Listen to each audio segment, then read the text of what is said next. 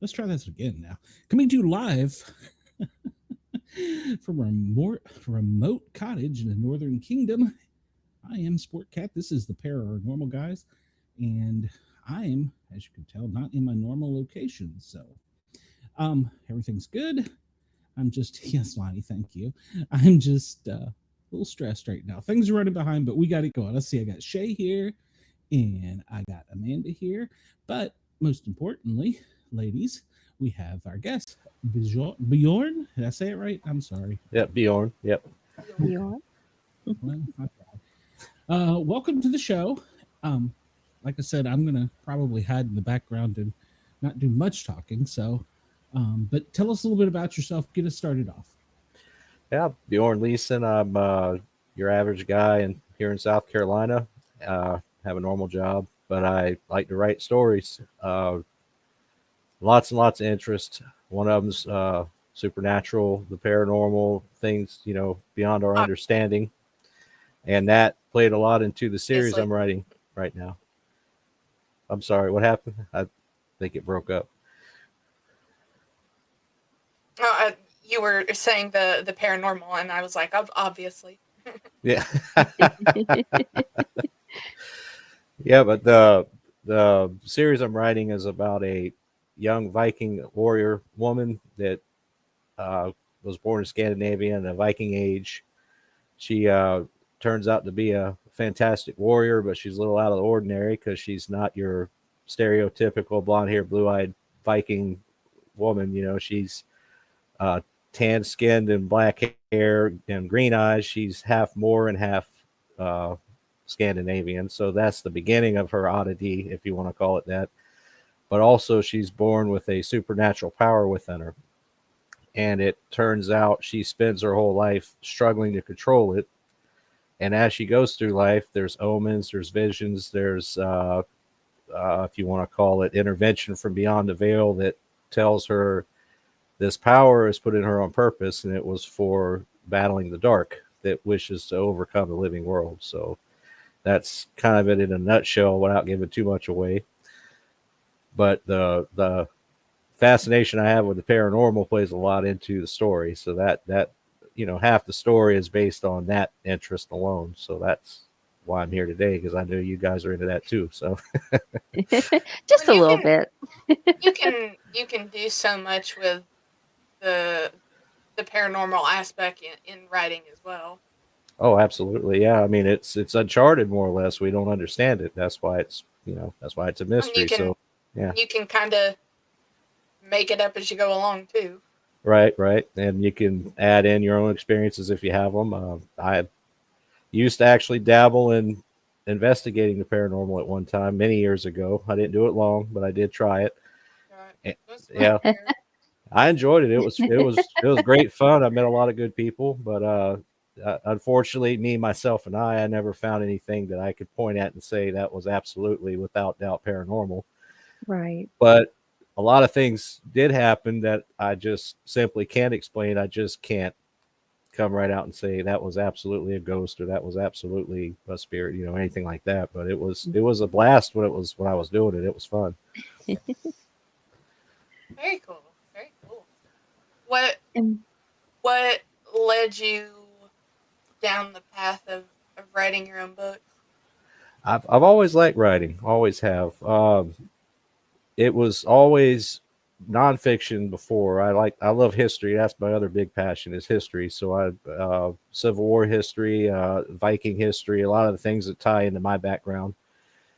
And over time, I started putting together just little ideas I had that weren't, tying in the fascination with history and tying in my creative side at the same time. And over a span of probably a year, maybe, I came up with this character, Mariel, the Dokkrsdottir, and that's the protagonist in the book series I'm writing. And started just throwing everything I enjoy. I just started throwing it in the story, basically, and made a nice little neat package. And Glad I'm not the only one that does that. I'm like, well, I think this is cool, so I'm gonna put that there, and I'm gonna put this here. Right. Well, that's the great part about creative writing. You can do that. I mean, you can take whatever you want, and as long as you're good at knitting, you can knit it all together into a good story, right? Pretty much. That's awesome. And the name of your book is? The first book in the series is called Runes of the Dokkrsdottir. The second book is Rune of Renewal. Those two are out now. They're on Amazon.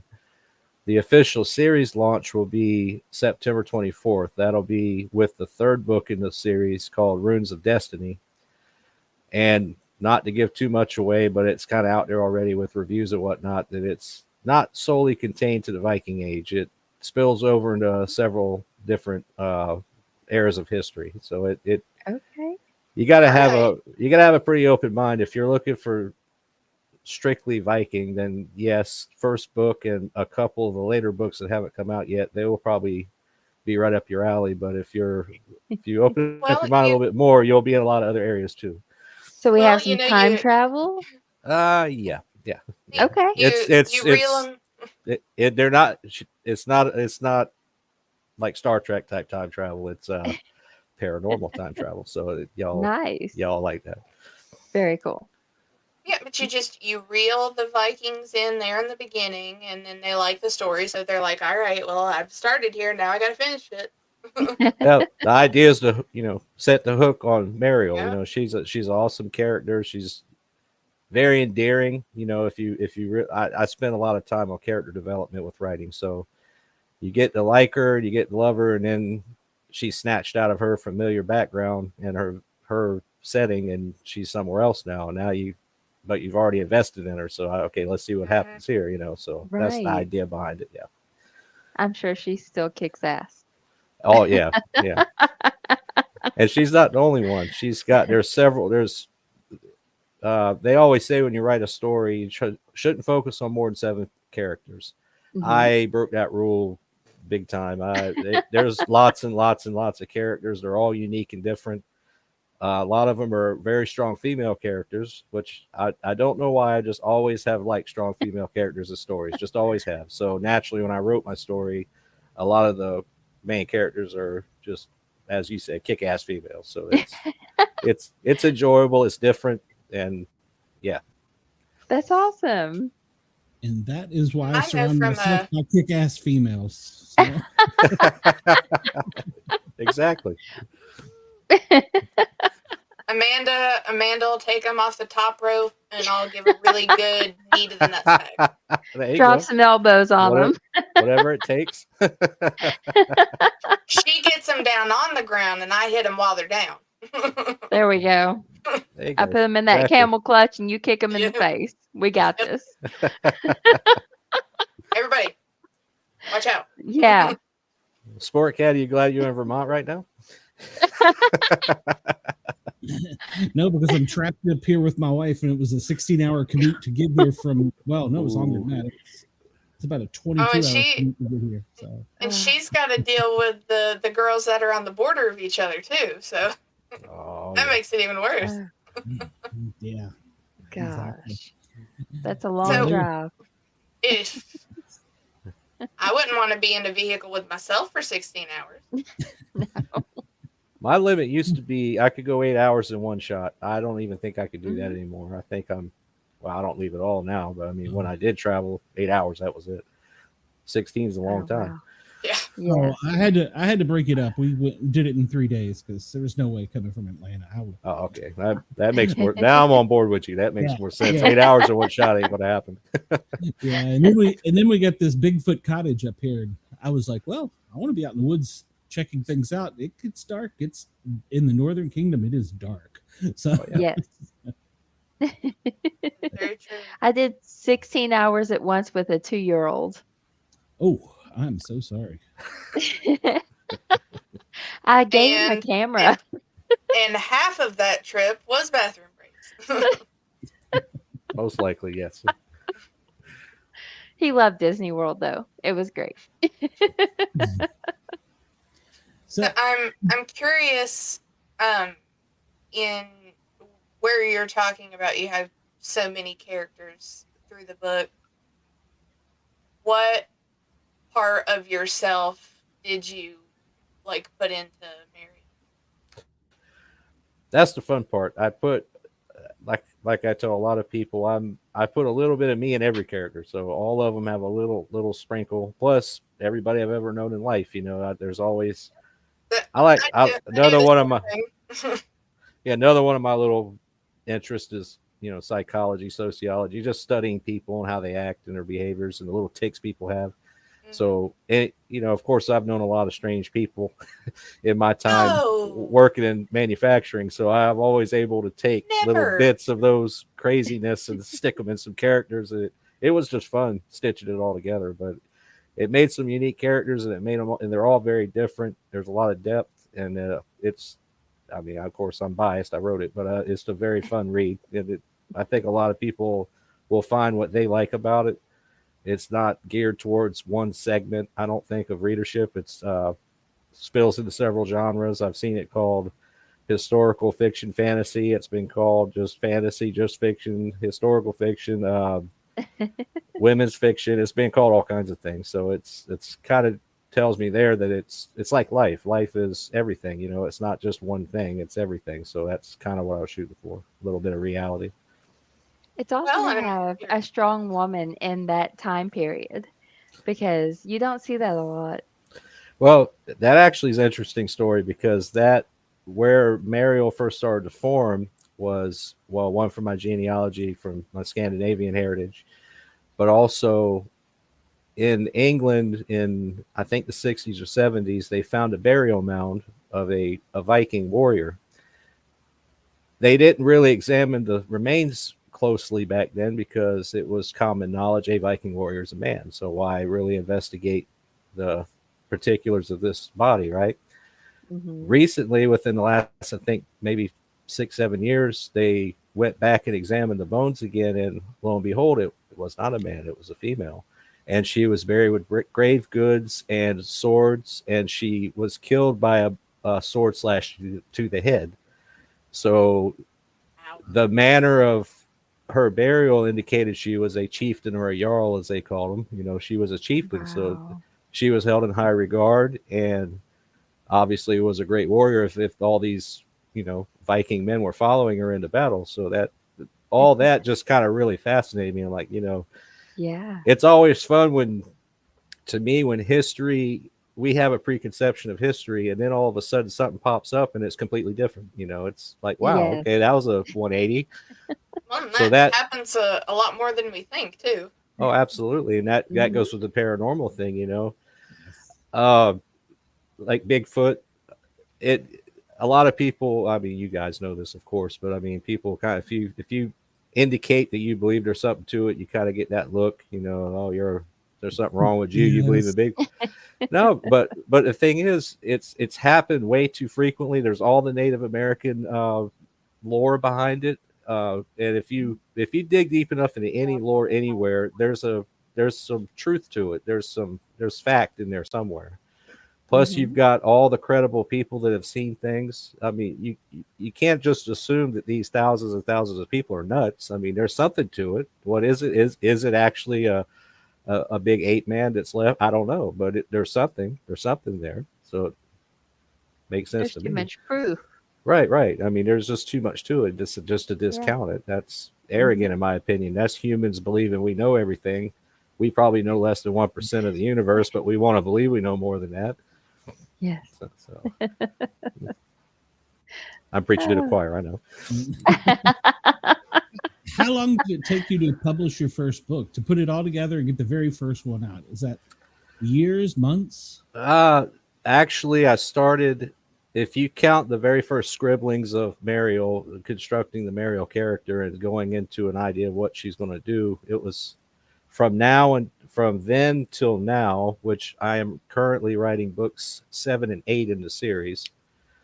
And it's been 2 years. So roughly every 3 months or so, I was able to manufacture a book. Now, they're not all released yet, of course. That takes longer, but the writing part, yeah.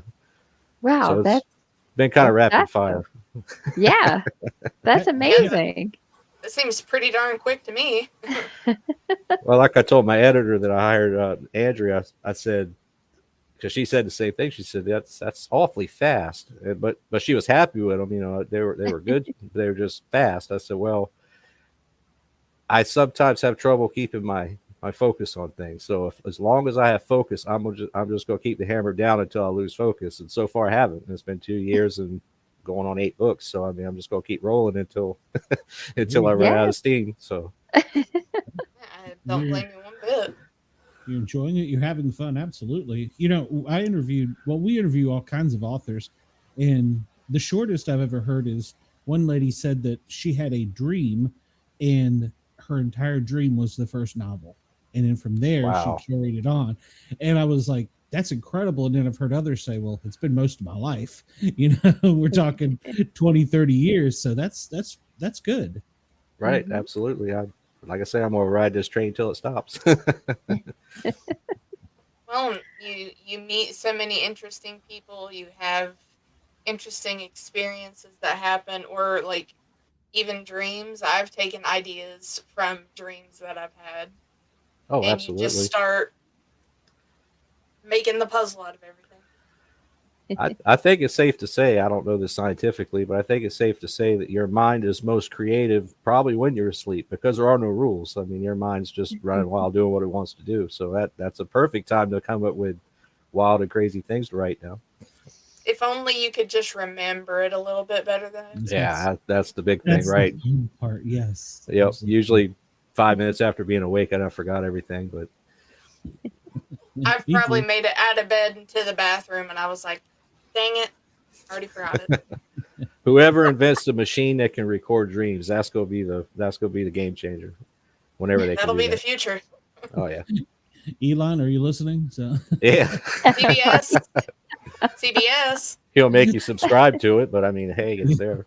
Exactly. $2.99 a month, you can have every dream you want. The premium plan, 2 dreams a night. That's right. Do I get to pick which ones, or are you just going to send me random ones? Or that's the platinum package, so yeah. There you go. So what kind of paranormal stories have you got that you were weaving in there?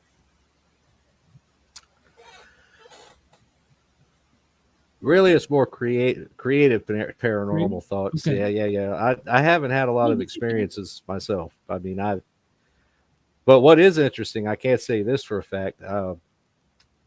My mother, who's passed away, and my aunt, who's still alive, they were both sensitive to it. I'm almost positive they were.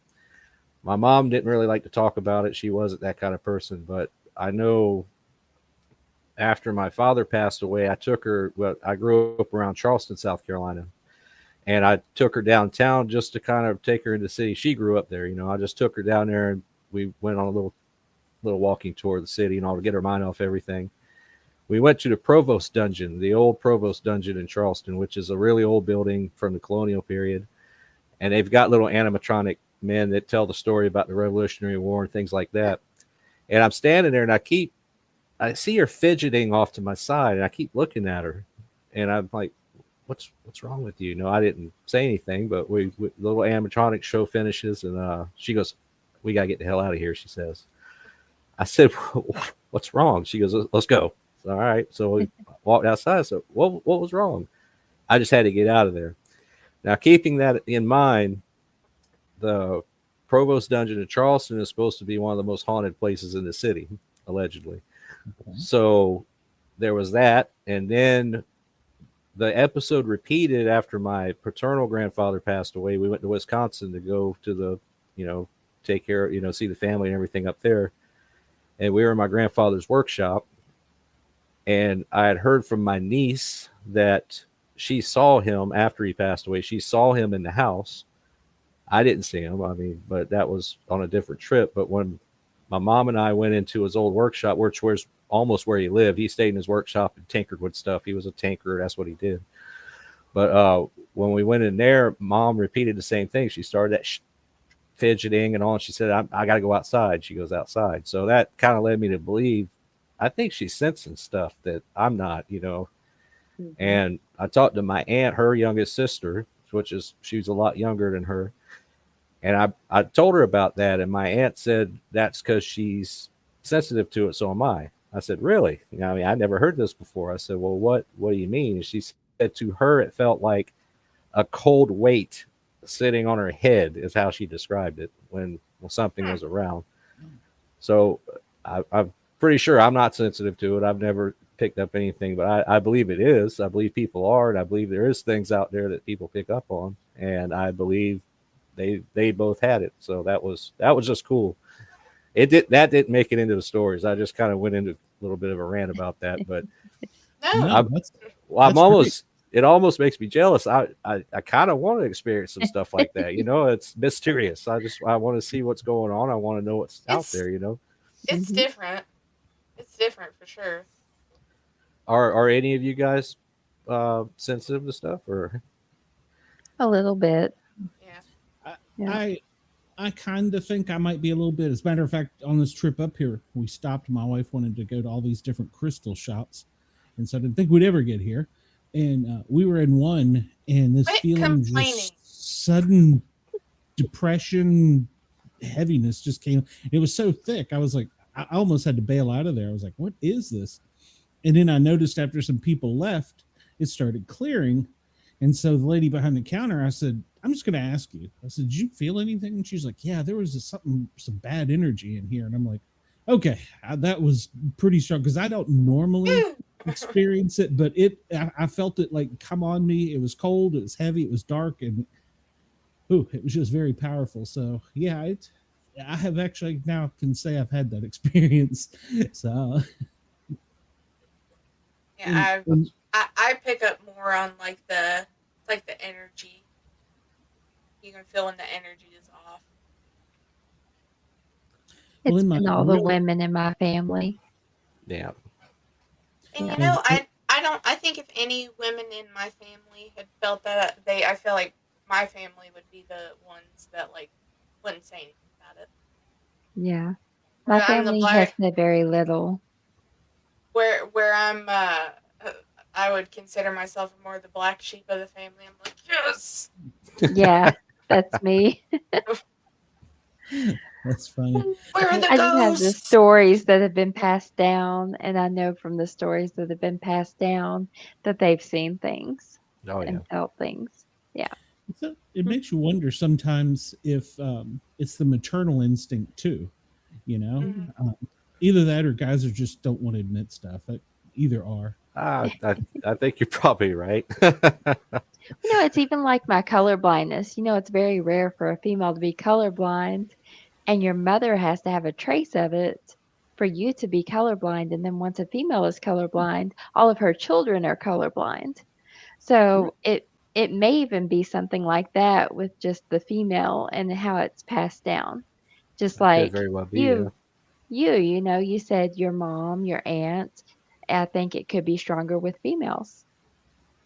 I think that's likely. I just think that females are naturally a little more perceptive than men about things beyond just the obvious that's in front of us. I know that sounds strange the way I'm saying it, but I think it's there. It makes sense. I think it's there. Maybe I feel like maybe us as women are a little bit more to be like,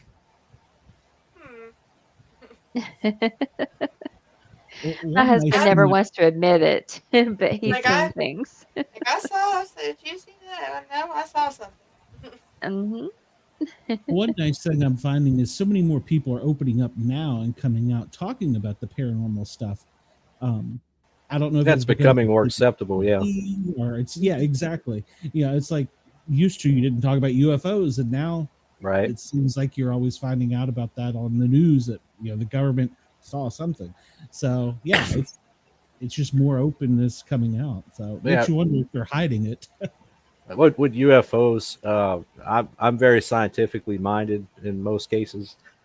It's hard to scientifically come right out and say that there are no other life forms, no other intelligent life in the universe. I mean, how ridiculous does that sound? I mean, we have found 14,000 other planets out there. I mean, that's only happened in the last 20 years. Well, shoot, if we can't even fully like look at the depths of our own ocean, yep, then right. How are we gonna know everything about the whole universe? I mean, we got a whole side of our moon we can't see from, we can't see it unless we send a ship over there to look at it. So, I mean, what we don't, like I said earlier in the show, we know about 1% of what we think we know. Oh, yeah. I mean, even the size of the Earth is like 1% of the universe. Right. So, I mean, it's a good time to be on the fringe, I guess, if you want to say, those of us that believe in the outside of the normal, paranormal, supernatural. It's kind of a good time because science is finally catching up to what we've kind of already instinctively knew. Our reptile brains already knew this stuff, and now science is starting to catch up to it. So, well, and people aren't as worried anymore too. I think about other people looking at them like they're crazy. Right. Mm-hmm. You don't necessarily have to be worried about getting locked up in a psych ward nowadays for talking about it. Yes. Right. I mean, they make so many movies about it. I mean, obviously there's enough out there that there's some level of acceptance, right? I mean, it's starting to happen. So, yeah. Do you think in any of your books you will start leading them more in a paranormal or space travel or any type of way like that? The latest ones I'm writing now don't deal as much with the paranormal. The first 3 was heavily laden with Mariel's power and the supernatural. The veil, I keep calling it in the book series. It's beyond the veil. There's entities beyond the veil that influence the living world, and that's the greater battle that she's involved in. And it's kind of like any story. You boil it down, it's good versus evil if you boil it down far enough. It's the same thing, but there's a whole lot of gray areas in this book. There's a lot of characters that are quote unquote good guys, but they don't necessarily always do good things. And then there's ones that you might consider bad guys that actually end up serving the good with what they do. And it was all preordained. There's a I guess you can call it the one being, God, however you want to phrase it, that is behind it all. But this entity is suspiciously vacant from the whole story. You don't ever hear from this entity, but everybody's working on behalf of one side or the other. And I'm kind of cloaking a little bit. I don't want to give a lot of the story away, but Sure. But the first 3 definitely are very heavily veiled with the supernatural. There are, since I'm sitting here with some ghost fans as well, there are some ghosts in it. It's not a lot and not for long, but it's very important and pivotal what does happen with these spirits. So it's very interesting. Plus, book 3, there's a lot more of it. So, is she by chance visited by Christmas, past, present, future? Oh no, that doesn't happen. A girl can hope. Maybe in the future. They would come take all my Christmas gifts away. So. I'd be the one visited by Krampus. So getting. Oh gosh. You're getting put in the sack, and then you're getting put in the little snow globe on the shelf. Oh yeah. But at least you're none the wiser. Was there any artists or authors or anyone that has kind of influenced you in any way, or maybe your writing style? Or I think there's nothing that heavily influenced the books. I don't think it was mainly just all my interest in my brain and everybody I've ever met thrown together. But if you wanted to kind of wrap it up in a wrapping of what people would probably know about it, be like imagine Game of Thrones, the TV show Vikings, mixed together, and that's maybe with a little J.R.R. Tolkien thrown in, Lord of the Rings. If you kind of Oh, mix all nice. that up into a little and put a veneer over my story, I guess it makes sense. But no, not anything specific. I don't think. No, it's like I said, it's just a little bit of everything thrown into a story that I feel I pretty compellingly weave together into an interesting backdrop. So Very cool. I would Did you certainly base say one so. character like on your mom specifically from her experience and seeing how she acted with the fidgeting and everything? no, I don't. Not No? yet. No, I'm Yeah. not done with the story either. But no, not yet. Yeah. Not yet. But there is a character that named Ingrid. She's another major character in the series. She's Mariel's best friend. Ends up being her best friend, and she's kind of almost Mariel's babysitter because Mariel's very high energy, very impulsive, doesn't like rules. Does what she wants, but she's got this Nice. important My destiny. kind of So, gal. Yep. but of course, she's got this destiny that she needs to realize. So there's a lot of guiding. It takes dozens of entities and people to guide her on this journey because she keeps wanting to go all over the place. But Ingrid's integral in helping her keep her on the center path. But Ingrid comes from a family called the Stone Splitters in Scandinavia, and they all have foresight, the power of foresight. So they have future thoughts of things. Hers is different. She has an uncle that's named Oren. Oren is described as half in the living world, half in the other world. So he's very cryptic, very, very strange. People find it hard to connect with him because it's almost like he's not all the way here.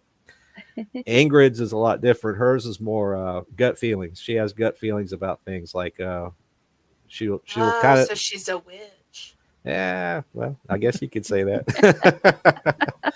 She's a fairy godmother. Yeah, but she has some power. So it's not just Mariel. There's the Stone Splitters as well, and then in the third book, there's another character. I won't give too much away because that book hasn't come out yet. But there's another character that has powers as well that I won't go into. Nice. But she also has powers, so it does pop up quite a bit, actually. Yeah. Nice. Very cool. With How your long did the history, I was just going to ask with his history background, how much of that are you weaving out that's actual fact in there? A lot of it is. Now, I do make up a lot of names and places. Now, of course, Norway exists. I mean, a lot of the major geographical areas exist, but like the town names, I kind of made up some of them.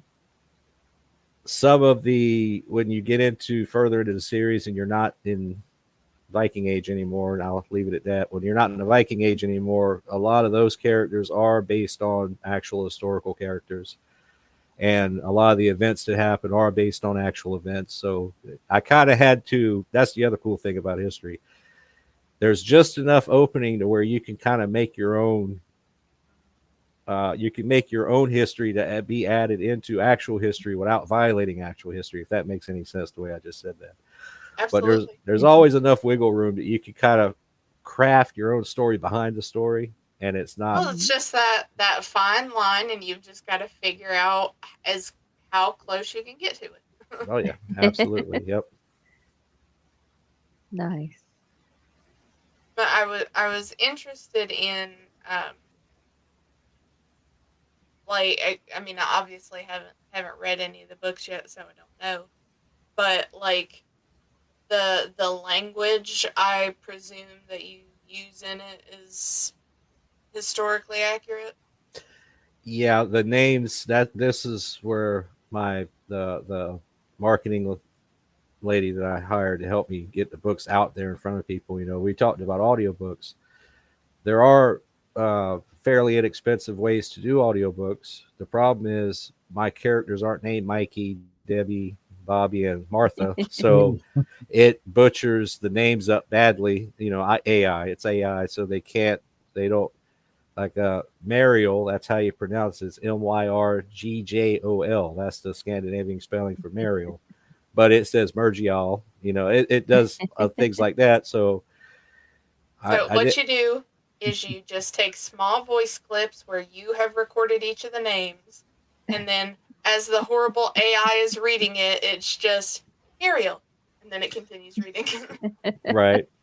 Well, the other way to do it, this time consuming, is spell it phonetically. Just spell it out phonetically, and it'll try to pronounce it and hope it works. But that's one kind of, I guess, if you want to call it a drawback. I tried to be as accurate as I could. I didn't want to call a Viking warrior. I didn't want to call him Matthew. I mean, that obviously wouldn't. Bob. Right, Bob. Yeah, come here, Bob.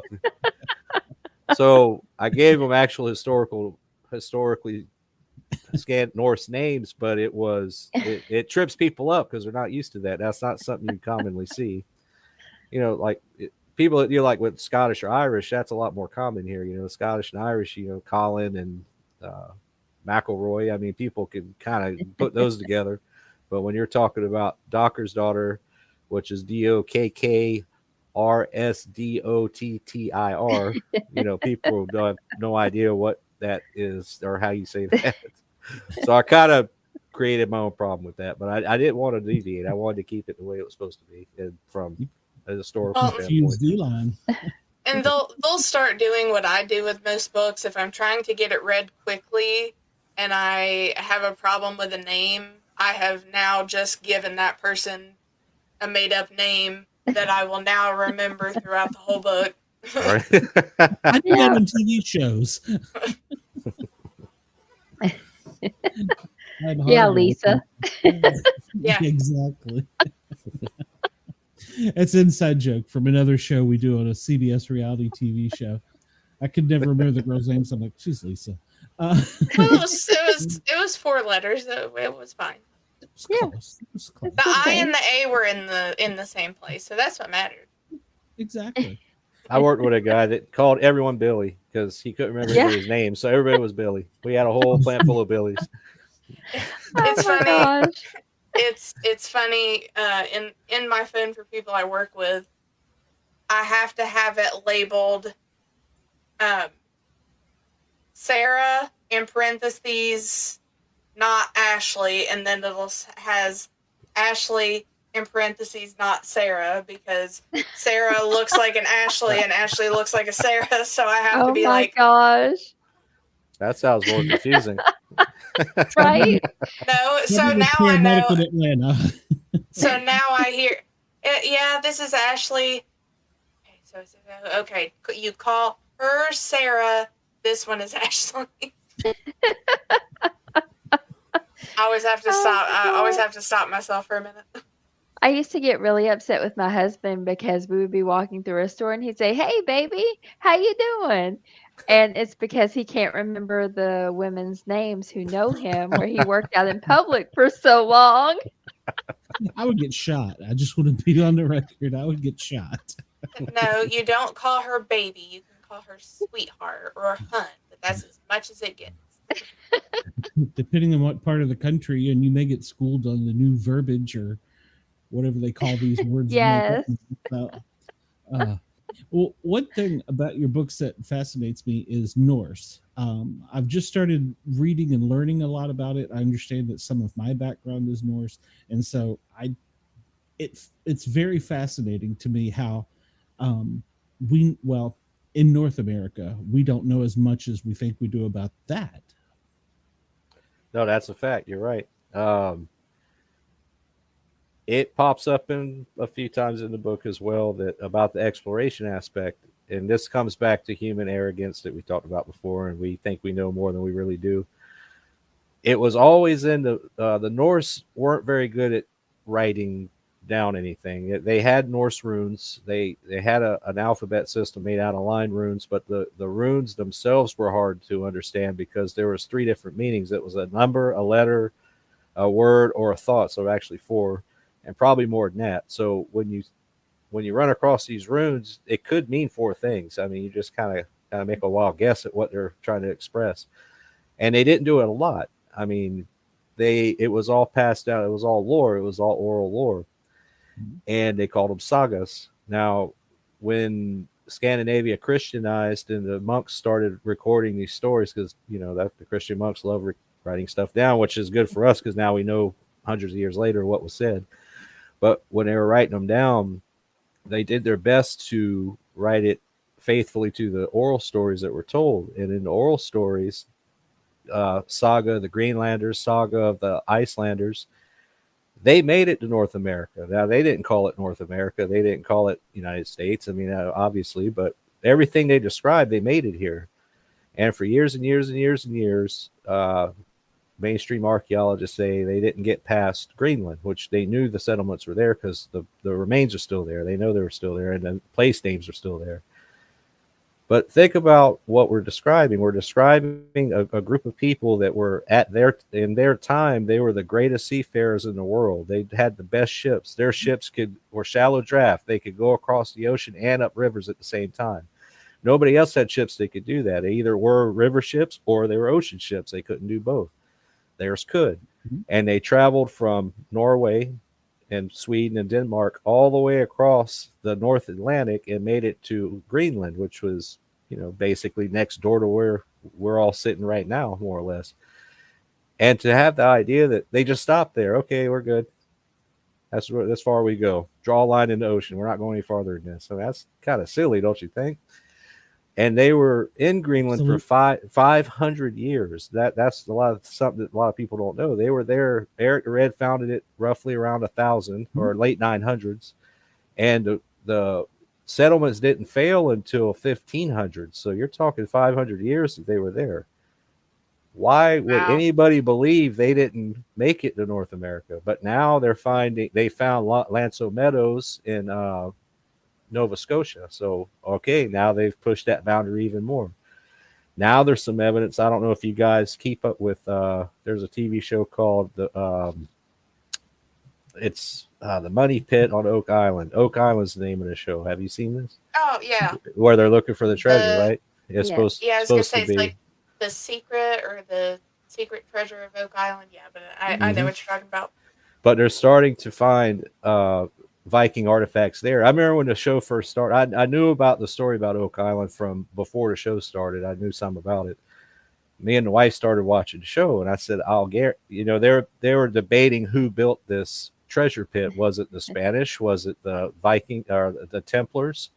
Was it the Spanish or English or French? I mean, and they had all these theories, pirates. And I told her, I said, I'll guarantee you they will find a little bit of all of those on that island. And I bet Vikings will turn up too. And lo and behold, in the last few seasons, they started finding Viking artifacts, stuff that was not carbon dated, but it was chemically analyzed, lead, and they traced it back to sources in Scandinavia and Norway. So there again, they have moved further south. Now they're in probably on Nova Scotia. How far is that from Maine? I mean, you can almost see Maine from Nova Scotia, I believe. So pretty much. Well, stone's throw. Yeah. So I mean, and you know, in relation to what we're talking about here, from a greater, higher viewpoint, that goes to everything. I mean, that goes to the ghosts we've been talking about. That goes to the idea there's extraterrestrials. All this stuff. I mean, we keep wanting to box ourselves in based on what we think we found so far, and I think that's self-defeating. All we're doing is robbing ourselves of our own knowledge that we could have. You know, keep an open mind. Absolutely. Someone in the chat asked if you had read the story of the Smoky God. I'm not familiar with that, so I am not sure what that is. I haven't heard of that either. Yeah, me either. Enlighten us, salty dog. I'll have to Google for later. Okay, so they're digging up Viking artifacts now, but yet they still haven't found the treasure. I have my theory is it's not there anymore. I think something was there, and if it was the Templars, I'm not even going to go out on a limb and say I think it is. I don't know who did it, probably, like I said before, it's probably several cultures over hundreds of years that were all doing things on this island. It wasn't just one group that did one thing and that's what they're looking for. But I think over time, especially if it is something that there is an organization that still exists that was linked to this thing done originally, why would they have not moved it by now after people have been trying to dig it up for 200 years? I mean, there are decades in between attempts. If they knew how to access this thing and they knew what was in there was that important, they would have come and got it already. So We forgot where it was. I lean towards there's nothing there now. I think there was, but I don't think there is anymore. Yeah, I have to agree with you on that one. I've had several friends that have been on shows like Finding Bigfoot and things like Finding the Treasure, and the producers don't want them to find it because, well, that's the end of the series. So yeah, that's another big part of it. Absolutely. Yep. You got to keep them. You got to keep those sponsors happy for seasons and seasons, right? Exactly. You know, I looked up the Smoky God, and it's a 1908 book about a voyage of the inner earth by a Norwegian sailor. So I need to check on that one. That one sounds interesting. I assume we're talking about Hollow Earth, right? Yes. Oh, okay. Yes. Yeah. Yeah.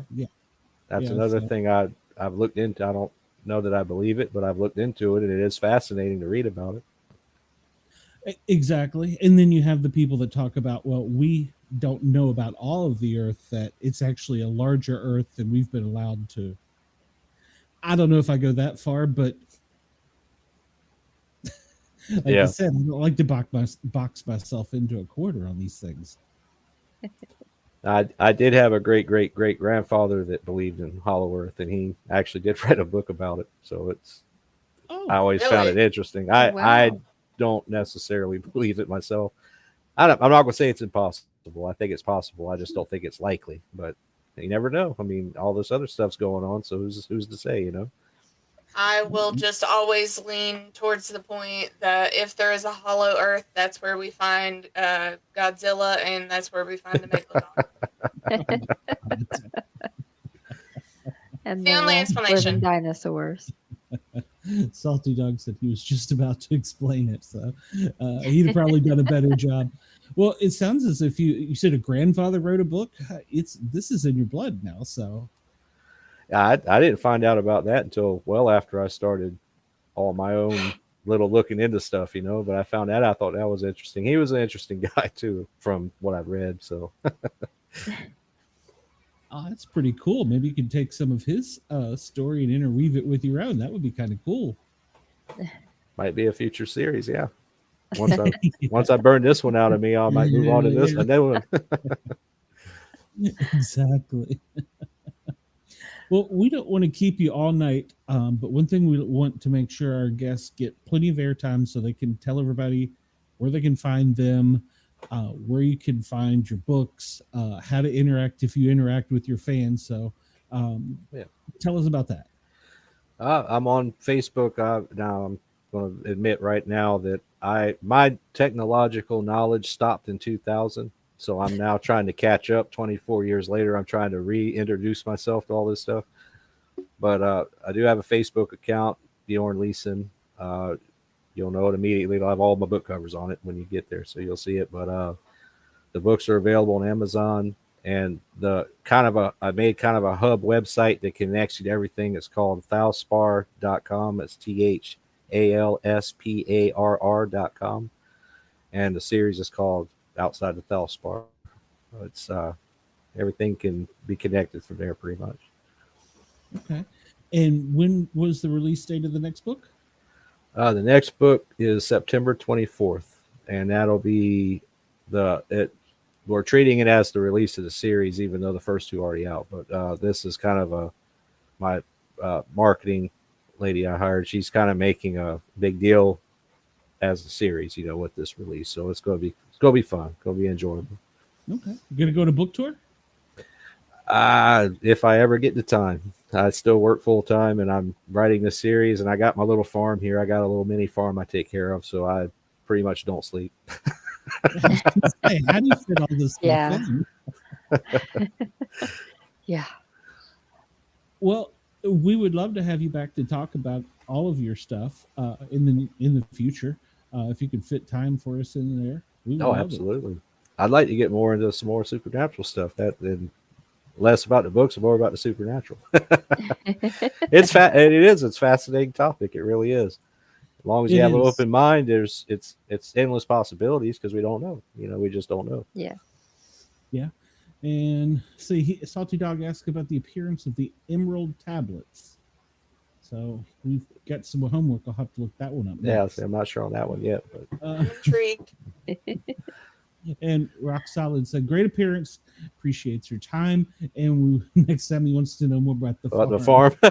I have goats, chickens, guinea birds. We used to have turkeys, pigs, and donkeys also, but we had to thin everything out a little bit because it was getting to be too much to handle. But That's a lot. I love donkeys. It's a lot. oh, the Yeah. donkeys were fun. They were fun. They were Yeah. obviously stubborn, but they were fun. They're good to keep the coyotes away from everything else. Yeah, they were there to protect the goats. Yeah. I didn't know that. Oh, interesting. They'll Well, kick them. Oh yeah. Well, Yeah. Well, They're maybe great out to of have some around. of your farmland, you can look around and see if you see any signs of Bigfoot for us. Yeah. 'Cause you never know. You never know. We have one here. It's pushing our trees over like crazy. It's insane. We're so tired of cutting up trees. You hadn't have made him mad. I know. I mowed on the river. He's mad. I was gonna say, Amanda, you can't set the story up and not tell our guests about it. So Yeah. I mowed along the river. We live on the Kentucky River, and apparently I upset him. And there was a big group of trees, and apparently he just walked along and pushed them right over. And now we have all these trees to cut up in this one little group. I mean, it's just a huge pile of trees, like 4 or 5 trees. And all the roots are together. It pushed them up from the roots. And What- we already had trees down from a windstorm. And I'm What'd you do? What'd you do to upset them? I Mowed. mowed along the river, I think. Oh, I think that totally upset him because I let it grown up and then I went down there and we cleared trees and mowed. And I think that might have been his little area, to Oh. hang out in. And I'm like, I It's like had to mow. it's like a cat. Whenever you clean their litter box, they just get real Yeah. angry. Yeah. that was his Stop bathhouse. knocking the trees. So, Like I said, you cleaned up his litter box, and now he's mad. Yes. Like, no, stop knocking over my trees. I like my trees. well, he's gonna come knock on your door one day. That'll scare you to death. So. That'll be fine. Just Seems- leave my trees alone. seems like I've always heard they like to throw rocks. Is that something you've had to experience? I have personally had that experience twice. We were camping in a very remote location, and from on top of the cliff, something started throwing pea gravel down on us. And the strangest thing was there was no pea gravel around, so it had to have come from a river and been brought up above where we were, and it was being thrown down. We came out of our tents, and it was like raining down on us. I'm like, okay, well, owls and raccoons and squirrels, they don't do that type of No. thing. No, they don't toss rocks. Not that I've seen. No, and then we had one night, this pretty good sized rock just come almost like out of nowhere, almost like it appeared and landed perfectly in the middle of the campfire. And of course, when it hit the campfire, just all the embers and everything went up. So that was kind of scary because we hadn't heard, seen nothing, and then just all of a sudden, out of nowhere, this pretty good sized rock. So yeah, it's Definitely an attention getter. Would be for me. yeah. Well, I think they're all around us, and we just don't know it. So Yes. I got hit in the head with a walnut while mowing. He hates for me to mow. I have to mow. What? Okay, you're gonna have to do a show on that alone. So It was right in the center of my skull too. It was terrible. Terrible. gracious. Amanda surprises me every show with something new, and I hadn't heard this story. So. We have a 0 turn. I came flying up on the mower. I was like, I got hit in the head with a walnut.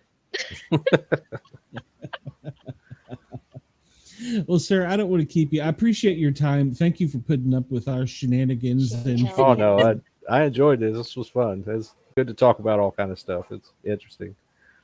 Oh, we venture off on shiny paths all the time. So, uh, if you're ever in need of an artist, Miss Cheyenne there, she is awesome at that stuff. So she can hook you up too. So, Oh, good. I might be contacting you then. All right. all right, Yes. sir. We have a great night. We appreciate it, and make sure Cheyenne, or probably Cheyenne because I'm remote, has all Eric the Erdman joined. places that we can find you. So we'll get it in the comments when I get real internet. I'll do that. All right. Have a great night, sir. Thank All right, you. y'all have a good night. Thank you. Thank you. That was great. That was great. Very Salty dog, I bite hard too. Don't you Oh. forget it. He's a little afraid of Amanda. Aren't we all a little afraid of Amanda? The red hair is a warning sign. That's Back off. That's yeah. And Salty Dog said he's also crushing hard on you tonight. So you're gonna have to. You'll have to doesn't crush after on Trey. our next guest, Eric, is backstage. I see him. You'll have to take a few moments and explain your new antler, your new rack. Oh, I'll fair. leave it at that. See, for all the fans, you have a little bit of a treat for the after show that won't make it out on FM. So, Oh boy. all right, yeah, I'll just turn the chat loose on you, Shay. Thanks. All right, well, let's see. Eric is backstage. So Hey, everybody. Hello. Hey, How are you, sir? I'm good. How are y'all? good. Fabulous. Great. You're a traveling man. I know we've been chatting back and forth for months, and you said last time I remember chatting with you about you were going to be landing tonight in another town and trying to like hurry to get in and get to the show. Yeah, I mean, I travel all the time. It's not really anything different, but this time I was gone about 3 months. So I just got back to Mobile, Alabama today. And so it's my first Alabama time boy. home in a while. Yep. South Alabama. That's awesome. So where all have you been? Where there is months? no normal. Everything's paranormal. Right. Fair. Very fair. That's very true. Or at least unusual. I don't know if I'd call it paranormal, but non-normal anyway. That's very true. So where all have you been the past few months? Oh man, everywhere. Nashville, Albuquerque, Seattle, New York, Philadelphia, Chicago, Charlotte, North Carolina, South Carolina. So everywhere. There are a lot of Yeah, places. West, I was gonna east, say, north, south. you weren't kidding. You have been everywhere. Yeah. The music world, you have to bring the music to the people, right? It's like if they don't come to it. So that's what I true. signed up for. I'm not complaining. I'm happy about it. There you That's go. awesome. I jumped a little bit ahead. We didn't get a chance for you to tell to our fans exactly what you do and how you do it. You're a singer-songwriter and you're quite talented. Well, thank you. But yeah, I'm a singer-songwriter. I've been playing music my entire life, so that's all I've really ever known. And I've just been putting out albums and writing songs for other people, and that's the gig. That's what I've been doing the whole time. So yeah. Have you written any songs for like some big people?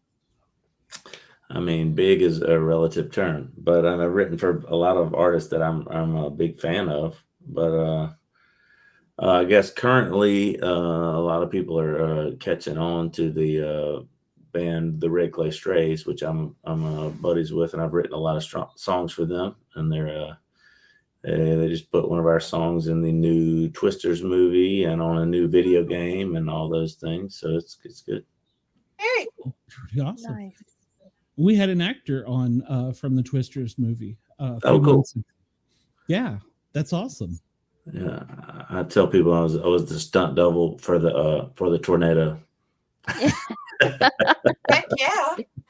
That's the role you want. That's the role you want. That's right. And when Oh, they man. asked for Bat Crap Crazy, I was like, sign me up. Right. You would fit in So- great in South Alabama. What all different genres wait, of me or music do you Amanda? write, Eric? Well, Yeah. well, probably both of you, but if you're back crap crazy, that's our people. Well, I mean, somebody's got to do it for the state of West Virginia, so why not me? West Virginia. West by God, Virginia. By God. I'm just Yeah, next door to you in Kentucky. So Yep. So where is I should know this already. Sorry. I'm sorry No. for going to the party. But you're in West Virginia. Normally- Where are you at? Normally I'm in Atlanta, but I'm in He's in the Great White, Northern Kingdom, the Great White North right now. Vermont. So Vermont. we had a grand- way. It's quite a piece from Atlanta. yes, it is. Yeah, we had a grandchild born, so my wife was like, "All right, we're going to Vermont." I was like, "Okay, I'm gonna take my show on the road, kind of like you do." So Amanda, where are you at? He's being a damn I'm in Yankee Kentucky. right now. Kentucky. I was just there Yeah. yesterday. Oh yeah, I'm close to Lexington. I'm in Woodford County where they make Woodford Reserve. Oh, I love your gross domestic product. yeah. I'm pretty fond of it myself.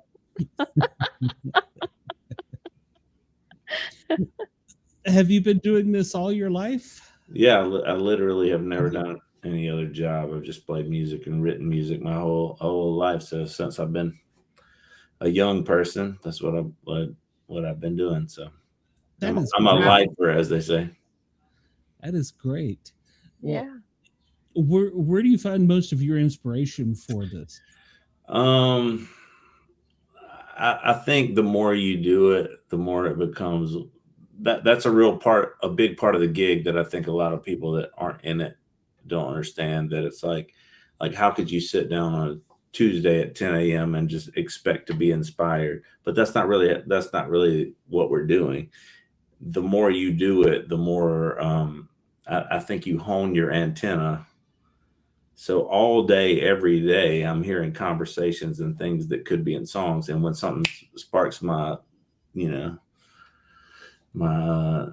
whatever, excites me or whatever, like, oh wait, that could be something. I just put it down. I just write it down, little notes.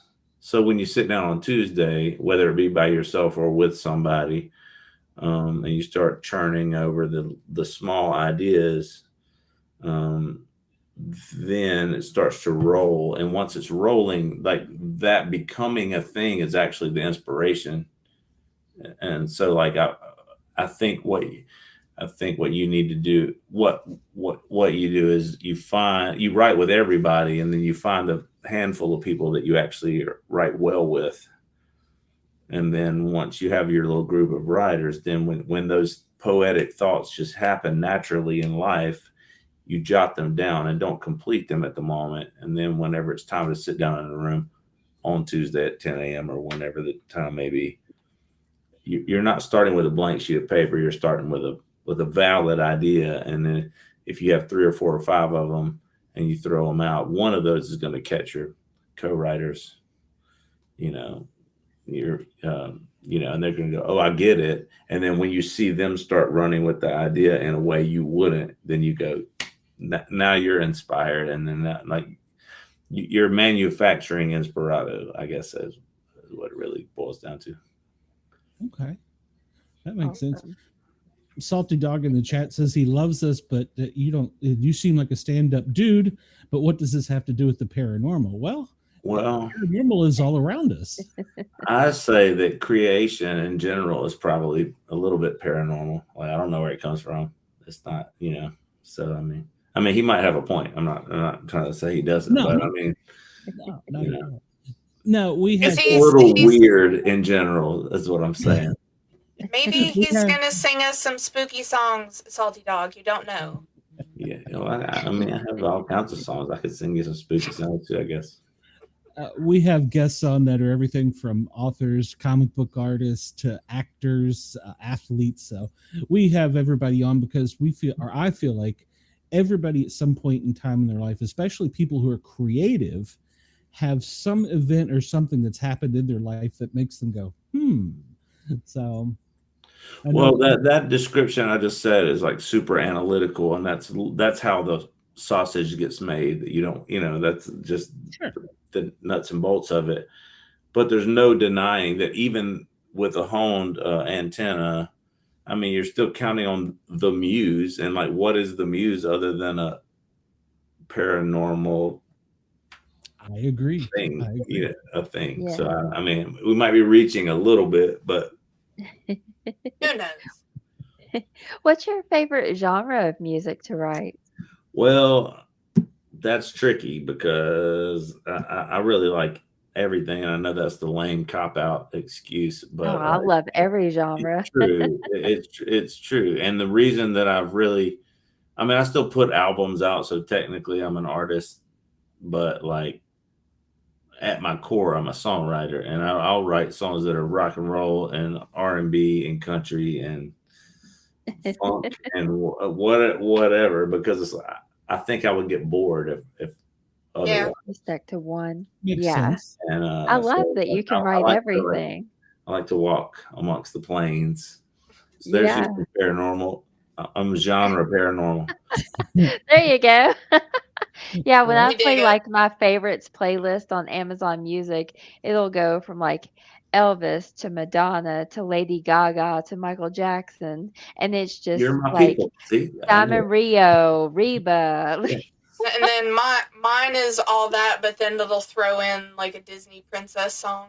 Okay. Oh yeah, and then mine will have like Ludacris. Disney ludicrous. That's my genre. I love I it. don't know if they're open for that yet.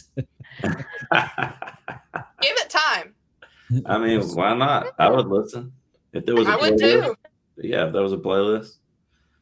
Oh yeah. Absolutely. I mean, it makes me feel like it would sound very similar to the new kids show that Snoop Dogg put out. Oh, I don't know that. That if you look it up, he is singing kids' affirmations in a show, and that's what I feel like it would be. Snoop has come quite a way, hasn't he? From It's his beautiful. origin. Right? He's a national treasure now. After He is a national treasure. I agree, but it is And funny to see young Snoop and elder Yes. Snoop. Yeah. Well, and I think we've kind of adopted Flavor Flav as a little bit of a national Yes. treasure too. Yes. Like wow, I mean, if he rappers wasn't- have come a long way. If he wasn't already considered one because he's Flav, but Right? I think he funded. I I mean, don't know look, how we many- were just talking to Bjorn about all things Viking, and Flava Flav does represent the Viking helmet quite nicely. It does. It's true. And he's a time traveler with the clock. I mean, it's just all the things. National treasure material. Yes. I cannot deny that. Salty Dog in the chat asks if you're familiar with John Prine. I have heard of this guy. Yes, I'm very Okay. familiar. Okay, I'm not, so I'll have to Oh, Google that. John and Prine, just you're not see- familiar with John Prine. You should. I mean, here's my thing. It's not. I never say you should be, because it's like that's part of what your DNA is as a human being. Like you have things that you love musically that I've never heard of, and likewise. But I will say John Prine is a genius, and I think it's worth at least dabbling in so you can see if you like it, because he's a special. He had a special mind, that guy. Okay, yeah, he just What? said that he is God when it comes to writing. So Well, he's not wrong. He did his thing unlike anyone else. What genre? It's hard to say. I mean, some people would say country, but it's not really. Or some people would say folk, and it's not really. It's just he's a songwriter. He's just a storytelling songwriter guy. The interesting thing about genres to me is that I fully understand the reason why we need them, and it helps you compartmentalize so that you can see I'm in the mood for something like this, so I'll go check that out. I get it. It's not, in that essence, it's not a bad thing. But when you really think about art and music as art, like all of your favorite artists don't sound like anybody else. So like even if they're doing a wide range of things, when you hear them, you go, oh, that's the Beatles or whoever the case may be. They could do a more of a psychedelic rock song or a more of a ballad or more of whatever. And you go, well, that's Tom Petty or Prince or whoever you're saying.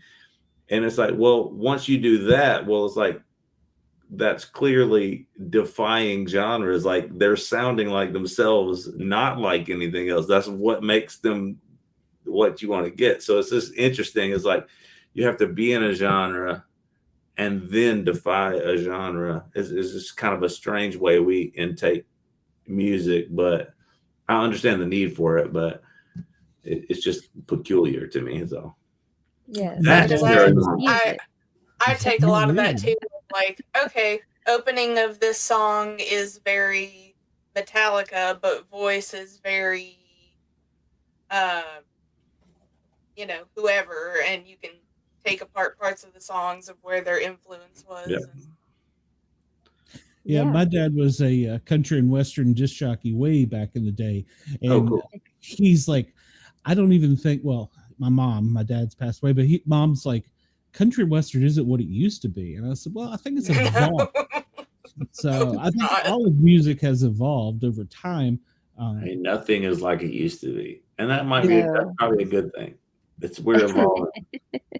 Well, it's like at least we got it when it was still its own thing and it was good, and we're not getting the look. We're all rendition. trending toward the computer writing everything anyway. So who cares? Right. How does that scare you? Because I've seen a lot of singers and people voicing out that they are against it.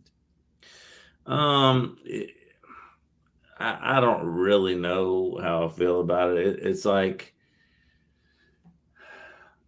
poppy things. If I went in a room as a writer with humans and we were going to intentionally try to write a pop song in order to pitch it to artist X, then they are going to listen to everything artist X has written and put guardrails on it and say, well, they only do things that have these 4 chords in it, and they only say things that are these things. So they're all right. So they're already putting me in a box. The humans are putting me in a box. So it's like, you're not allowed, they're handcuffing me and saying you can only do these things. If you're gonna pursue that thing, well, then I don't even really see what's different than a computer just making it, because it's like you already know the parameters of which you have to write. As a writer, I don't really, I try not to do that. Like it kind of loses soul for me if I don't have any hand in it. So like I don't do that. I don't have disdain for my colleagues and friends who do that. But it's like, if you are doing that, what's the difference of just like, why don't you just let the computer write the thing and then make some of your own words over the top of it? I don't really see there's a problem with that. But I'm trying to do stuff that sounds unique and twisted and different. And, whether I fail or succeed, that's the target I'm aiming at, and like, so.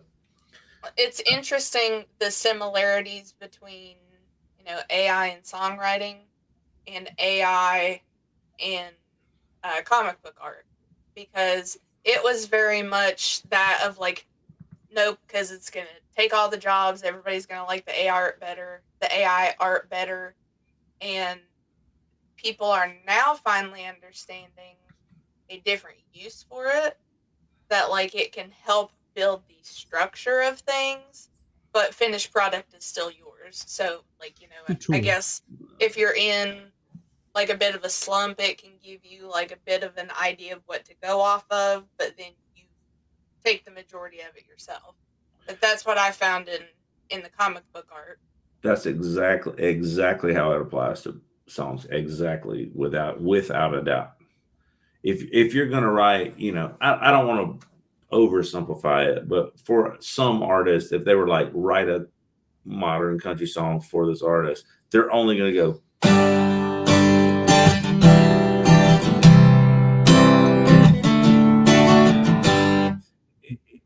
There's nothing wrong with that. That sounds great, but it's the most basic 4 chords that you can have. What's And funny? so I I'm was like, like, are we getting ready to sing Wonderwall? I mean, That's that's what the first part reminded me of. I was like, yeah, come on, some Oasis. but if you're going to do that, then what's the difference of just let the computer build that? And then if you were going to do any human creativity, you could do the finishing and it would still sound somewhat maybe fresh. I mean, like I said, I haven't, that doesn't interest me because that's not what I love about songwriting. But I'm saying, just like the graphic novelist or comic book writer, in the same way, if you're just like, I'm a mercenary and I'm trying to put out as many songs that are, I'm pitching, I'm making a widget to fit this widget size hole.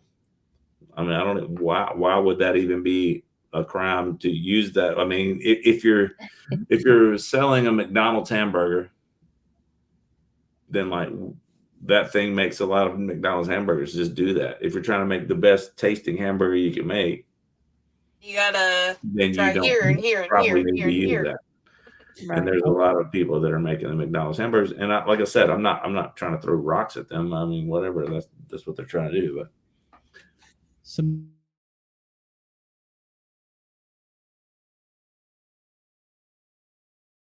hard. That's real hard because I have the people that like started me as a child, like James Taylor and Jim Croce, and then I have other people that along the way I have found that are blow my mind, like David Wilcox is incredible, and but there's tons of people, Gretchen Peters, Lisa Carver. There's that list is deep, but those are some to start with. Scott Hutchinson was gone too far, too soon. Sorry. Gone too soon. I'm stretching across. He has gone far too. He has gone far too far behind the. He's way out soon there. too From far. beyond the grave. Soon too far. What's the largest crowd you've performed in front of? Oh, I don't know. I'll probably play for 15,000 people, a couple handful of 5 or 6, 7 or 8. My band played for a lot of people a lot of time. Does that make you nervous? Nah, it's different. The most nervous is when you're with like 6 people, I think. But that doesn't make me nervous either now. But like over my whole career, I would say the smaller crowds are easy. Like when it's just a mass of humanity, then you're just going, Well, you can see those 6 people judging you. You can't see 15,000 people all judging you at once. It's almost like a bed of nails, right? The more pressure points you have, the less pressure you feel. Yeah. If you have to lay on a bed of nails of 2 nails, it's tougher. Makes sense. Yeah, well, then they'll heckle you. So, well, whatever. If you can't handle a little heckling, you don't need to be in this job. Trust me, you'll get all the bad comments you ever need. You gotta have a good comeback. Yeah, I mean, whatever. Well, you also can't take yourself too serious. You're like, I write songs. I hope that you like the songs, but like, I fully get it if you don't like any of my songs. Like, whatever. Like, I'm not expecting you in advance to love my songs. And if you have that attitude, then you're fine. Like, I hope you do. Well, and it's like, you do write them for the masses, but you also write it for yourself. So it's kind of like, well, I love it. So, well, that's exactly. That's the other thing. I like the quicker you can get to where like I'm writing this song because I want to love it. And it's like, some of those songs, trust me, I mean, I don't know what I can't speak for anybody else, but for me, like songs I thought would be like bangers and play them and like, it's just crickets. And then I play songs that I think are like B minus, what I mean? Like, I like them, but I don't love them. And then I play them and it's just like crowd just like they sing along and I had to play every gig. Y'all loved that one, but you didn't like the last one. Jesus. Yeah. Yeah. But that's why we write the song. That's why you have, publicists and A&R people and all those people figure out that other part. So it's really funny. Again, there are the similarities between the songwriting and the comic book art. The one thing you put out that you have worked a month on to be perfect, 6 likes. The crappy little thing that took you 30 minutes and you're like 200. But I think you have to go like in our world, it's music business as two words. So music is art, business is business, and whatever the analogous structure is in comic book world, it's the same thing where it's like the art doesn't change. That's the thing. Like you're doing it for art's sake. But when you get to the business side, it's just like you're not really in control of what people like. Mhm. So it's like if you're involved in both of the sides, it's like they like anything good. Yeah. Cool. And well, you at least got one like, so I mean, at least one other person liked it. Right. Well, I do a lot of research now because I'm on-air personality, and I'll find so many bands or performers hits were on the B side of a 45 back in the day, and the person was going to the record station saying, "Play the A side, play the A side." I don't think they didn't have a formula then. I don't think they have a formula now. So. Yeah, I kind of miss those days. Those days are gone. You don't find any songs. It's like the hit or nothing. You know what I mean? Like, Yeah. but that was the beauty of the A side, B side. Some DJ somewhere would flip it over and play the other side, and it would become the big deal. Yep. Not anymore, but Well, and now there's only, I don't know, I'm going to guess a dozen maybe true FM stations that aren't owned by corporates, I mean. Yeah. So they're in the program directors aren't like they used to. They would listen to the music and pick it, and the jocks could as well. Now, a lot of times it's the computer just does it all. So. The internet kind of circumnavigated the whole. I'm not saying radio is insignificant at all, but I'm saying like the people are getting the music. It's almost like it flipped it on its head. Like it used to be the radio and the record labels would tell the people what was cool, and then it would catch fire. And now the people are just like making a thing catch fire, and then the radio and labels are catching onto it and selling it once they already know it's a popular thing. Yeah. So it's just inverted. Do you ever think FM will die? That FM radio or go away? I mean, I don't know. There's still plenty of applications and stuff. I mean, most people I know listen to, the apps on their phone as opposed to that. But I mean, it must still have hundreds of millions of listeners or they wouldn't be in existence. I mean, I don't know. Well, I grew up, of course, a cassette era kid. So that was my thing. And then when I started getting into vinyl, my dad working at country and western stations, I had such a selection. And, then when it all switched to CD, now you just download it. I almost feel cheated. So this is a strange story, but my band, I was in a band long ago, and the cassette era was clearly already had passed long ago. But when we put our first CD out, I had an old car and it had a cassette player. And I was like, hey, when we print all these CDs, can we also print a cassette? Because I just want to have one cassette for my car. Maybe somebody will buy them. And they were like, nobody's going to buy these things.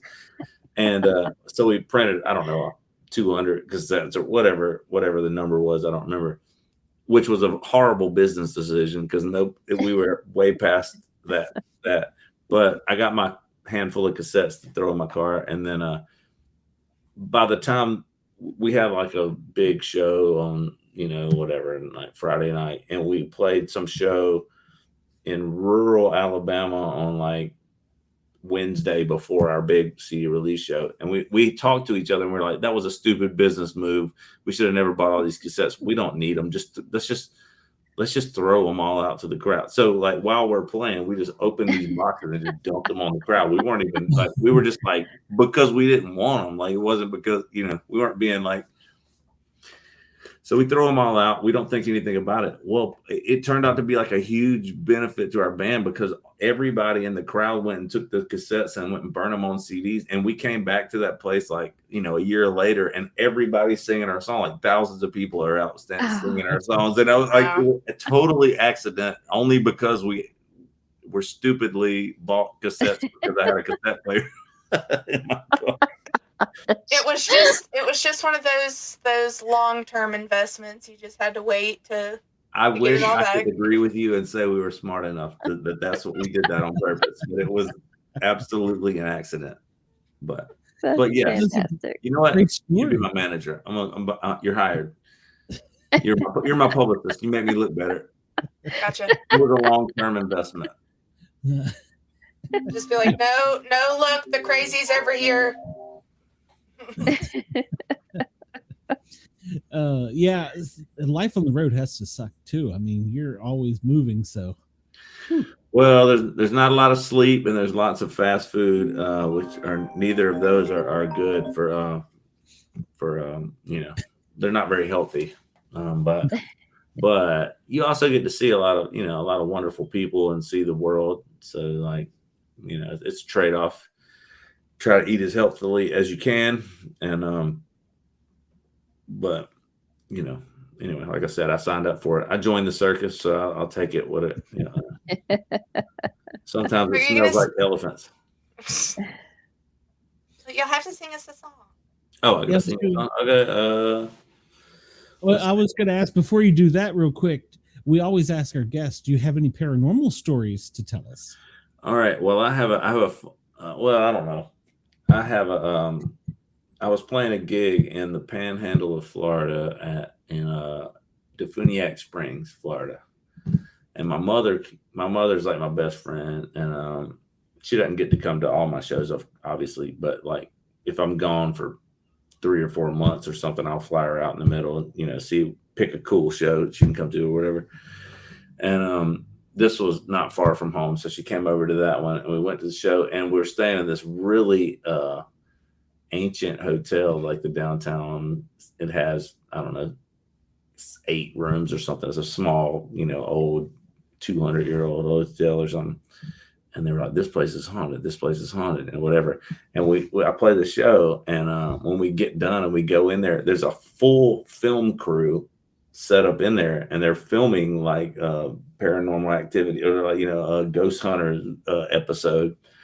And they're like, the room you're staying in is where these 2 kids died. And like, all the, like, it's like, they're like, you're in the portal. That's like, this big thing. And my mom, like, I went straight to sleep because I can sleep through literally anything. But my mom was like, stayed up all night, like hearing things where like kids running up and down the halls and all these things, whatever. But that's as close as I guess I have to a real, personal. It was less me, more my mom, but I was in the room while she was having a paranormal experience, I guess. But it was enough of a paranormal experience that they had the film crew out there filming Ghost Hunters. Oh wow. Well, we were just talking about that ladies are a little bit more perceptive and open to things like that than we are. Yeah, I'm pretty oafish. We have a commenter real quick who really wants to know if you have a son named Zach who's around 27. I do not have a son named Zach, or any son for that matter. No splapper trap. No to that. Oh, I see that now. Yes, JD Loudermilk absolutely had a lot of hits for a lot of people. Agreed. Yeah, our chat is always, sometimes they ask some really strange questions, other times they're right on. So Oh, we keep losing Cheyenne in West Virginia. They apparently don't have good internet. So I thought it was bad here in I don't know. Vermont.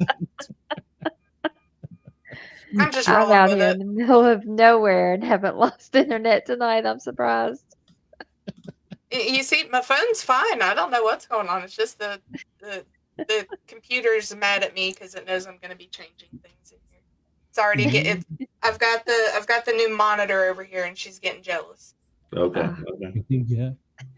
Yeah. Okay, Eric. There's definitely some paranormal activity in the devices, no doubt. Yes, and it's called the government.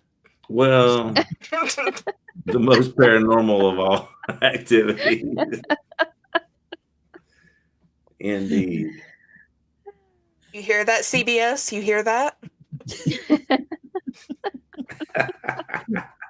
Our stalker, CBS.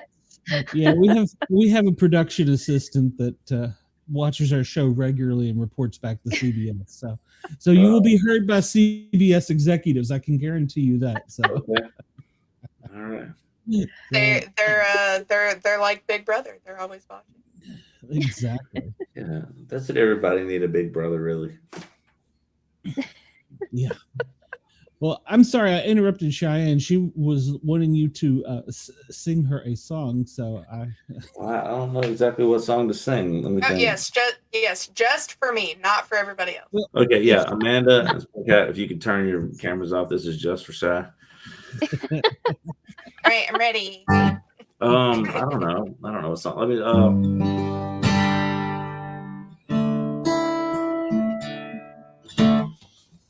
How about this one? We originally wrote this song seemingly to be about songwriting, which is a little bit of inside baseball, I think, where it might not apply to a lot of people. Because me and my friend Scott were writing a song because we were thinking about how crazy it is that, given the fact there's been billions of songs written through the millennia, they're all written with the same 12 notes and 26 letters. So it's crazy that there would ever be anything fresh or new to say. And we actually were making fun of ourselves for how arrogant are we to think that we could say something new that hasn't been said, right? And then we said, but every single day we get to play with other, our buddies, our colleagues, and they're writing songs about heartbreak or traveling or whatever the case may be, but they have said it in some new way I've never heard, and that inspires us to go, try it again. And I just think that's kind of the magic. And truly, that, not just pandering to your show, but there's a little paranormal in that, where it's like, I don't know how that's possible. It doesn't seem to be algorithmically possible that would work out, but somehow, whether we're delusional or not, We are. to think that it's new, something new, it feels new anyway. So even if it's not new, it feels new. So that part is I think unusual and magical and great. And anyway, so I was playing this song for a while, and then it struck me. It's always funny to me too that you'll write a song and then like kind of figure out another layer to it, a year later after playing it. And that's what this song did, because I was like, oh, this is just a songwriter song. This is a songwriter song. And then eventually I was like, it is a songwriter song, but it's more like a metaphor. The songwriting part is the metaphor. In a grander scheme, if you're not a songwriter, it can still apply to you, because what it really is saying is life's not about what you have, but like what you can do with what you have. And so that's kind of that's the essence of this one. It's called 12 Notes and 26 Letters.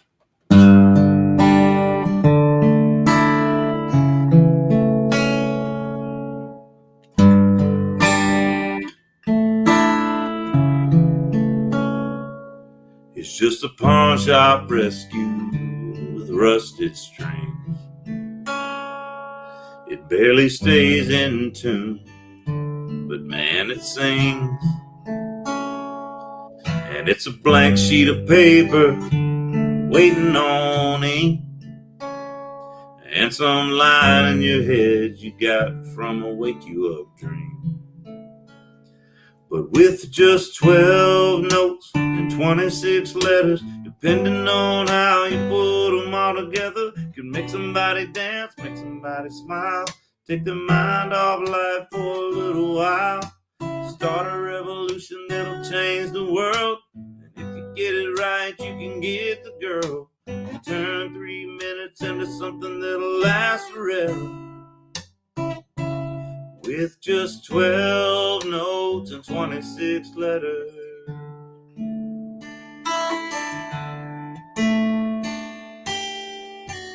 When you think about everything Bob Dylan never said, and what Lennon and McCartney did to your heart and your head, Ain't it crazy how right now there's some talent show kid about to say it in a way that nobody else ever did. With just 12 notes, 26 letters, depending on how you put them all together, to make somebody dance, make somebody smile, take the mind off life for a little while, start a revolution that'll change the world. And if you get it right, you can get the girl. Turn 3 minutes into something that'll last forever. With just 12 notes and 26 letters.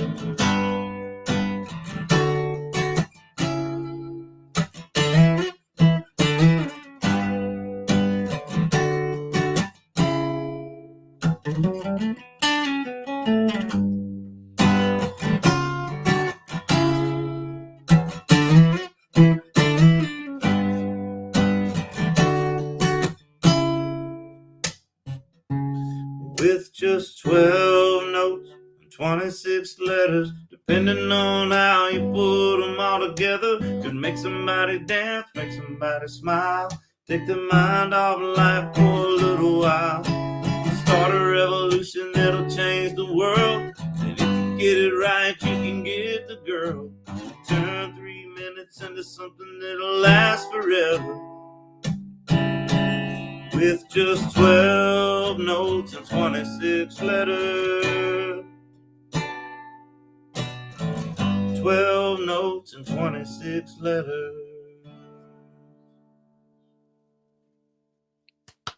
Oh, Yes, absolutely. Wow. That was fantastic. Okay, so we're gonna start over. I'm gonna go get in bed, and you can start again. Okay. Right. Okay. Yep. Just snuggle up. Yep. That was beautiful. Great. That was very beautiful. Thank you very much. And like you said, that could apply to so many things. I know you were talking Well, like I about. said, on the surface, it's clearly a songwriter thing, but then it's like, yeah, whatever. You don't have to be a songwriter for that to be like, take what little you have and make it something else. You know? Right. Yeah. The immediate thing that I got off of it was like how much music means to a lot of people and what it does for them. How much what? Like what music means to people. Yeah. How much it does for them. Like, yeah, it could change your day. It can dramatically lift you up if you're having a bad day. I mean, I've always thought it was very strange as a fan of music, which I am, that happy songs make you feel happy, and then sad songs make you feel less sad because you feel like somebody else understands. So it's like both of them are going the same direction. Yeah, it's a strange a little bit, but anyway. What was it my dad used to say? If you play a country and western music backwards, you get your trailer back, your car back, your wife back. Right. It's an old joke, but I remember my dad saying that many times. That's very true. Yeah. I'll You have said- to try that. But if you play it backwards, then you lose the dog. That's true. Yes, and as one of the people in the chat say, it is engineered to heal regardless of the tone. That's a beautiful sentiment. Well, I mean, we have a small audience, but if one person tonight hears that song and they're inspired or they feel better about it, you've done your job. For sure. Yeah, man. For sure. Like that. You can't get caught up in like, I mean, for me anyway, I don't know. That's not really about numbers and likes and whatever. I mean, clearly that helps when it works out in your favor, but like, that's not really what it's about at a score. Yeah. Yeah, absolutely. That's true. Yeah. Well, we were talking earlier about how music has changed. Jim Morrison from the Doors, way back in the 60s, early 70s, he I think was ahead of himself time wise, and even if you listen to Skrillex, he took some of his lyrics and put him in his song because Jim Morrison predicted that one day that electronics and computers and different things would make different songs. So, I did It's a not know weird that. ass song too. I did not know Jim Morrison predicted AI, but I guess he did. yeah, well, he did a lot of drugs too. So. Well, see, he would have been far less criminalized these days. That is very true. Yeah. Yeah, he was one of the first rock and rollers that I discovered because, well, growing up under a DJ that's country and western, I had the Gatlin Brothers, Bill Anderson, Porter Wagner, Dolly Parton. My mom sang backup for Dolly Parton. So Really? I had all those people. And then when I started hearing rock and roll, I'm like, what is this noise? I love it. What is this noise that I love? It makes you feel so much better. It is a form. That's right. It's how we communicate with the world. Yeah. So, and Salty Dog says you have a very nice residence. I can't speak. You sound good. He asked if he sang as well. Nope. I mean, that was all the AI. That was all the AI, Salty Dog. I would like to take that as a compliment, except that I just sang, and they said, "Do you sing as well?" You'll have to give Salty Dog some grace. It's all good. Bless his heart. Hey, you are from West Virginia. Yes, but you've got to be able to tell, did I mean that one, or was I being smart? Obviously, it's all context. That's true. It's like in my era, it was ma'am. There was more of a meaning. Eric, I want to make sure that you're out there, and I think we've talked about getting you on the now Cheyenne and myself DJ on a Thin Line Rock station. I'd love to get you out there in front of that audience. And this show will replay this Saturday night, which is it, Cheyenne? On you keep track of that part. I just make sure stuff is spelt right. It's true. I can't talk or spell, but I can't even spell my own show name sometimes. So yeah, we'll get it in Nashville, out in airplay. You're incredibly talented. I think you've got a great set of pipes.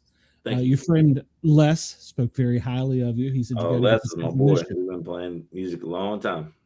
Yeah, he said y'all went way back. So he said that you might have some stories from the swamps of Mobile. So yeah, I got stories from a lot of places.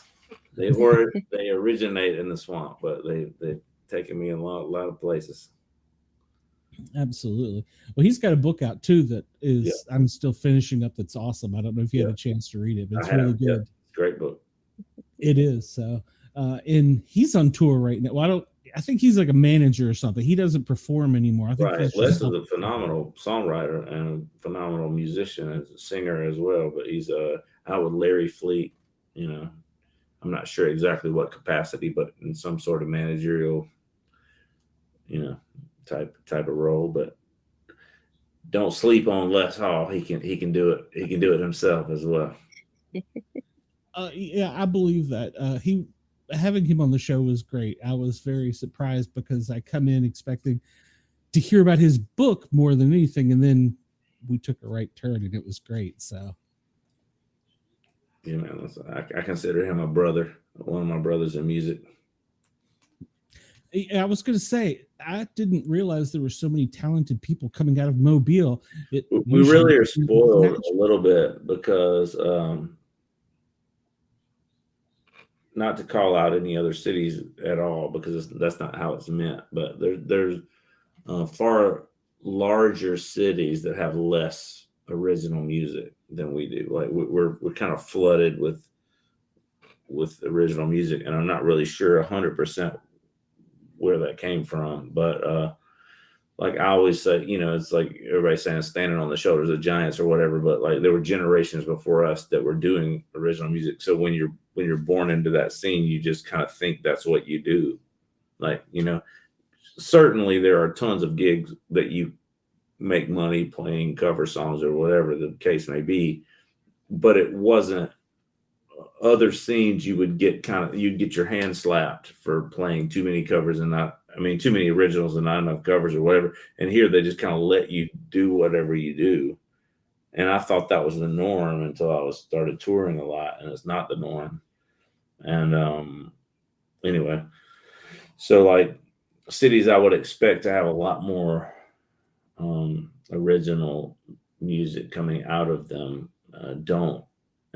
Anyway, I'm just proud. I love my hometown anyway for a lot of reasons, but the music scene is a big part of that. And some of my favorite music is coming out of here. And I don't know that a lot of people know it. I feel like in the country world this year, like a lot of people are starting to kind of blow up, from Alabama. Like I just saw some Rolling Stone article or something talking about how Alabama is having a renaissance or whatever, but it's like, it's kind of been having a renaissance for, it's not really, that's not new. It's just like the spotlight kind of got turned on it, but there's been music coming out of here for a long, decades. And it makes me feel good that people are liking what's coming out of here, but it's like being in the scene, it doesn't feel like it's really changed. It's just more of the same. Anyway, I'm proud of Alabama folk.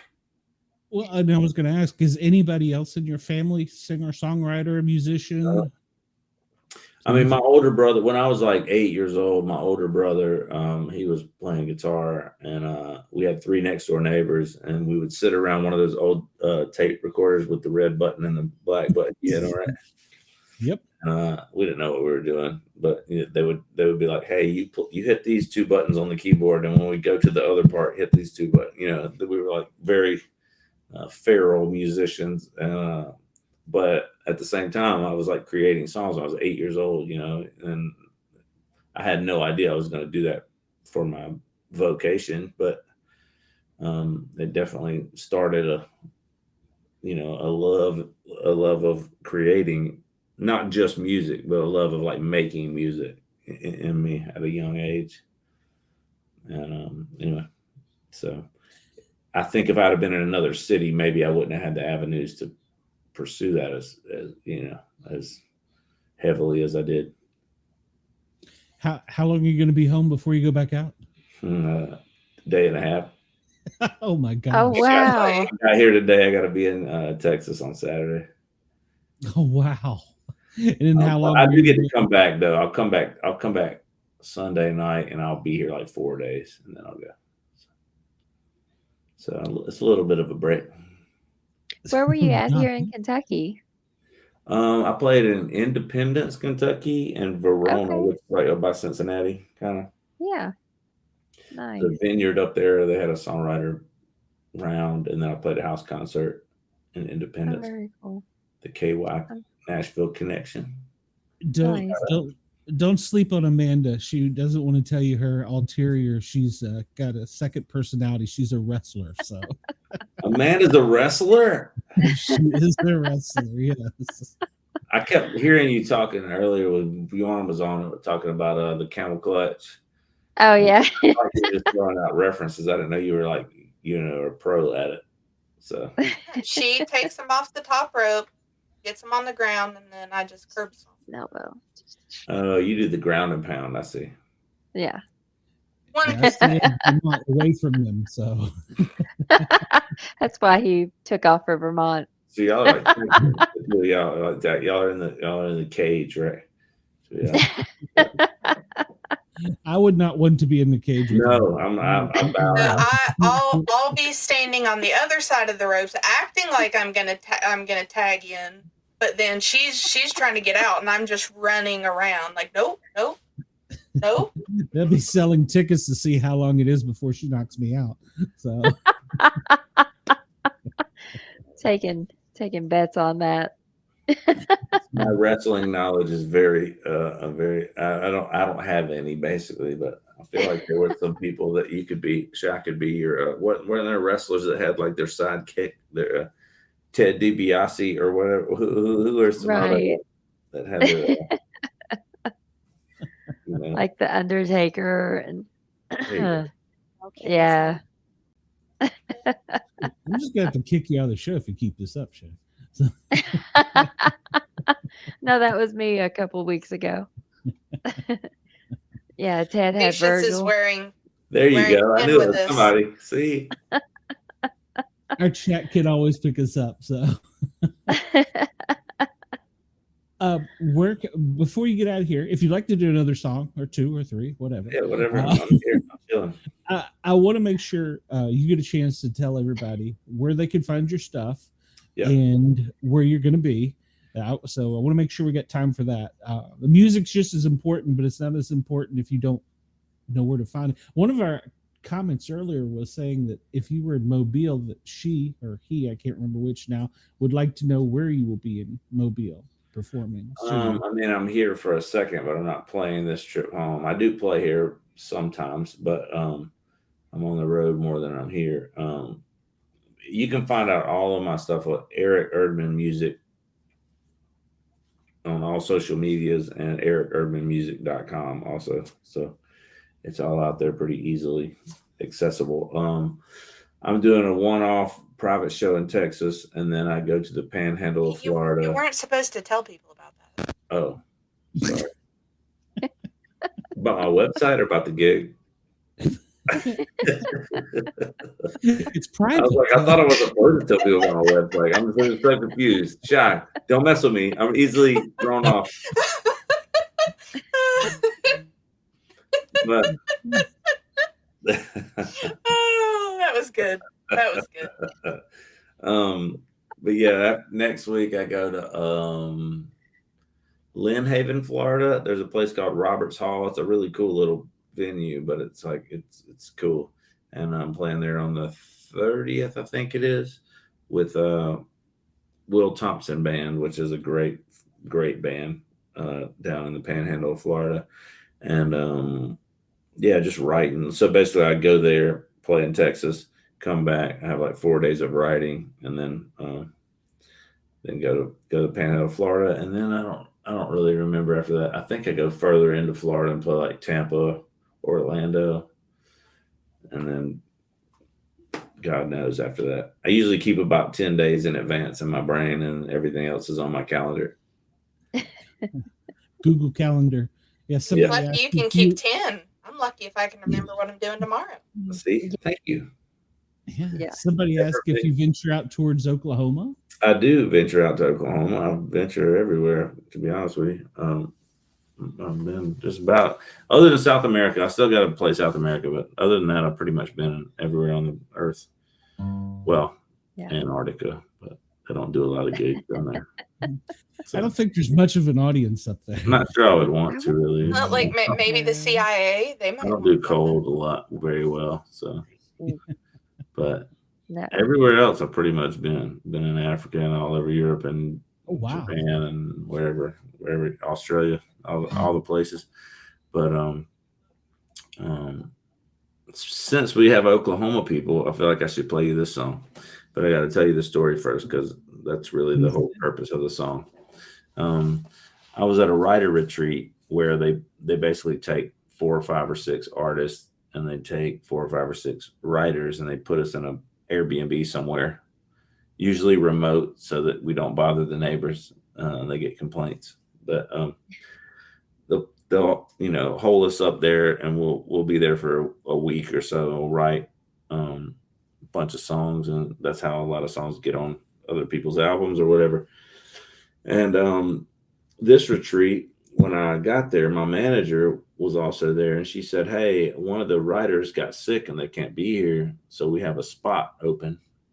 So if you know anybody that might want to take their place, call them." And I was like, "Well, yeah, there's tons of people that want to take their place, but you also have to be off all this span of time, and we're already starting the event, and then also they have to be able to get here, so it has to be close, and they also have to be off. So that drastically limits the list." I said, "But my friend Adam Hood is a hit writer, great writer, and he only lives like an hour and a half from here, so maybe I'll call him." And she said, "Well, Adam would be might be a perfect choice. We'd love to have him, but I know he's not going to be able to make it, because I happened to see on his social media yesterday that he's stuck overseas. Like he had a problem with his passport, like he lost it or something, and he's stuck. And I was traveling all the time, like I do. I was like, man, that's bad. Like I've never had that happen, thankfully. But then I start playing it out in my mind, like, what do you do if you lose your badge? You got to go to the embassy. And I'm like, I don't know if that's a 3-hour fix or a 3-week fix. I'm thinking about all that would go into. And then it occurred to me, I was like, well, I don't know. I wonder where he's at. And I said, Angie, I was like, where overseas is Adam stuck? And she said, Mexico. And I was like, I'm pretty sure Mexico's not overseas. I was like, I think if you can drive there, it doesn't count as overseas. So, if you make an error like that in a room full of songwriters, they're going to, give you hell the whole time. So she became the butt of the joke. So then, anytime we couldn't find anything, it was like, oh man, I lost my keys. They're probably overseas in Rhode Island or, whatever the case may be. And we would just do that for days and days and days. And then one morning we were eating breakfast and my friend Taylor came in the kitchen and he was like, hey man, where's Bill? And I was like, I don't know. And he said, he's probably overseas in Oklahoma. And I was like, hold on a second. Those antenna I was talking about earlier, I was like, I don't know what that means, but that sounds like the title of the song and we can figure it out. So we kind of basically wrote this song as an exercise. No actual human beings were harmed in the making of this song. This was just an exercise to land the plane on the title overseas in Oklahoma. So here you go.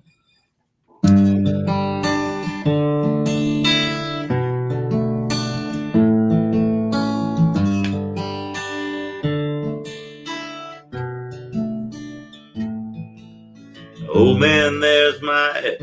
She just walked in. I know what comes next. She'll stroll over here, flirting and laughing, order up a beer like nothing ever happened.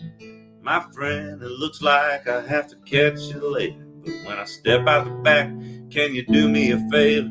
Make up a story, throw a dart at the map.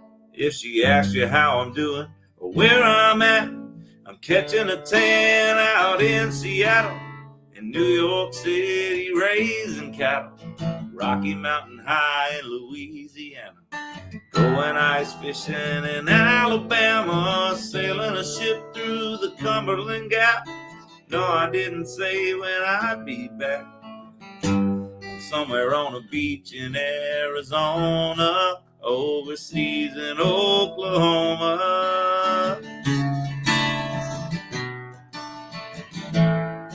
If there's even a chance she knows I'm around, she'll be calling me up before I'm back at the house. She'll wanna come over, and I'll probably let her. So I'm begging you, please just tell her I'm catching a tan out in Seattle, in New York City, raising cattle, Rocky Mountain High in Louisiana, going ice fishing in Alabama, sailing a ship through the Cumberland Gap. No, I didn't say when I'd be back. Somewhere on a beach in Arizona, overseas in Oklahoma.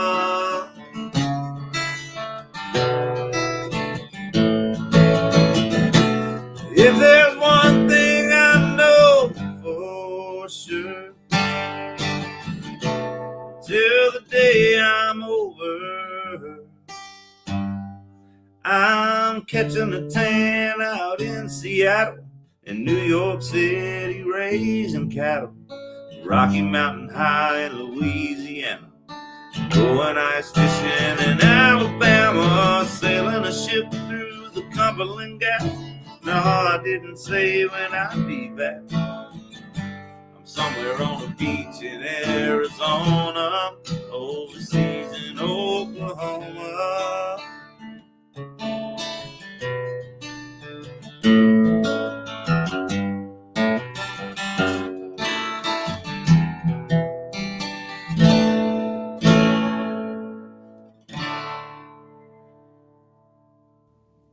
Anyway, there you go. Encore. There's your Oklahoma I song. love it. Encore. I agree. Hell yeah, good stuff. Very That's good stuff. awesome. So, yeah, It just seemed everybody, relevant because of Oklahoma. there you I go. will tell you this: we wrote that song basically like we're just trying to find out, tell her I'm anywhere except where she can find me, obviously. But so we were trying to think of things that you would least associate with an area. But then I went to Seattle to play, and everybody's like putting sunscreen on, and we're all out in the. And I'm like, damn it, I got to rewrite the words to this. like that's not quite as far fetched as I had imagined in my mind, but we left it. That's great. Eric, I don't want to keep you. I have a feeling I can probably. Well, I know the girls could. We could keep you for another 2 hours. But, Hey, whatever, man. That's I'm fine. good. He's I've already ours followed now. them on Facebook. Oh, right on. We've claimed him. It's fine. We can say. All good. Unhappily claimed. Yes. Well, we're going to try and get your music on the Thin Line Rock Station. We'll Cool. obviously this will be on WRFN in Nashville and WDJY in Atlanta. So we'll get you there. I'll get you some playtime in Washington D.C. on a cable station up there too as well. So Very cool. we'll try to get you out there. Well, I appreciate it. Hey, look, like you said, one person hears it and digs it. That's the mission. That's right. And if you change one life, so Eric, will you come back and see us? I know you're a busy man. Will you come back and I see would us? love it. All right. As long as Amanda doesn't put me in the camel clutch, and as long as Shy is still my manager, I'm in. There you go. Just keep your ducks in a row. Get you a Wow. headlock and You're just keep supposed you to- here so My you can't ducks go are anywhere. definitely not in a row. That's why I need management. Let me tell you, We'll she's talk about it. straightened me out. So, all right. Well, Eric, have a wonderful evening. As he said, mission successful tonight. You did a great job. And Thank we you. I hope appreciate that y'all everyone- having me on your show. All right, Thank go you get for some being rest. here. Yeah. You need some rest. Go get some rest. We appreciate it. I am. I'm gonna go watch a movie with my mama. There you go. So I understand you could rent Twister now. So there you go. Oh, well, maybe we'll do that. There you go. All right. Have a wonderful night, Eric. We'll see you soon. Bye-bye. Thank you so much. Nice. Sir, thank you. That was great. That Amazing. was great. Is he gone? Do what now? Is he gone? Can he hear me? Yeah. Well, I'm sure he will play this back. So, Oh my god. and I'll make sure to edit this part out for the radio station for your show.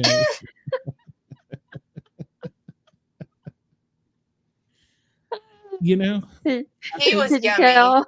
Could He you was tell we were over yummy. here like texting? We're like, Sweet "Oh, Jesus. look at his eyes." Sweet Jesus. well, we a lot of people in the audience have been wondering, what does this have to do with paranormal? Well, if you look at our name, we're para are normal, and everybody has a story to tell, and I got a mic, and I like to talk to people. We're gonna have a run of a couple musicians coming up soon, so, and I'm hoping we can get Sclapper Trap, behave yourself. I'm hoping we can get a fairly well-known one I'm working on. So, but Nice.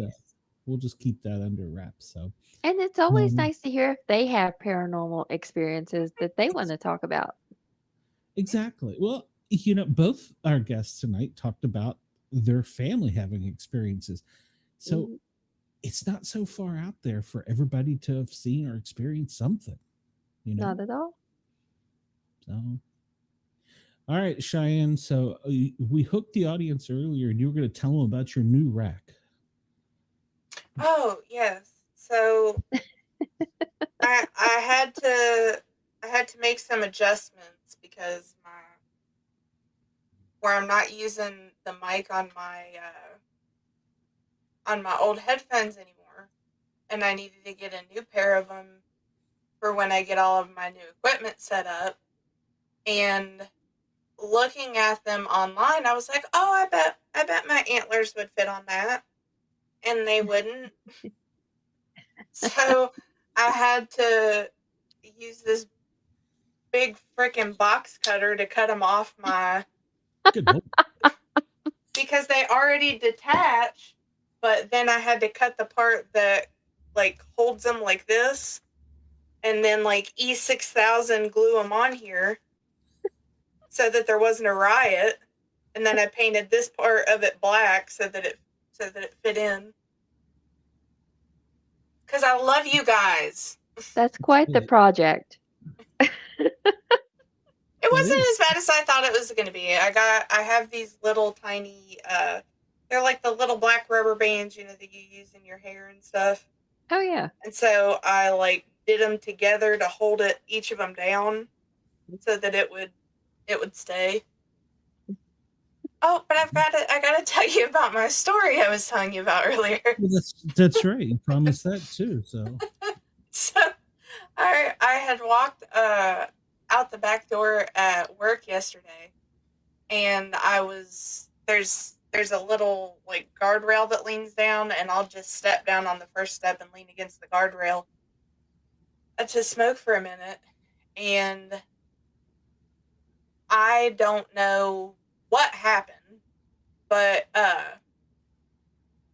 I look over and I see something move along the gravel that's right beside of and I screamed like a little girl. Because I just see it move just like in this motion. And because to step down onto the first step is probably about that far. I went into the door and about fell back into the building to realize I scared myself by a puff of smoke. It was where the puff of smoke was in the air. That created a shadow. All this paranormal talk, that's what it is. Oh my gosh. That's great. Yep. That is great. And my boss comes flying out of her office screaming. She's like, "What? What?" And I was like, "I can't even tell you. I can't even tell you. I can't." She's like, "Well, what the F just happened?" I was like, "I just scared myself with a puff of smoke because I didn't know what it was." See, continuing gold for that event. I think if Eric had heard that, he could probably come up with something that as an inspiration. A puff of smoke is not a ghost or something. So.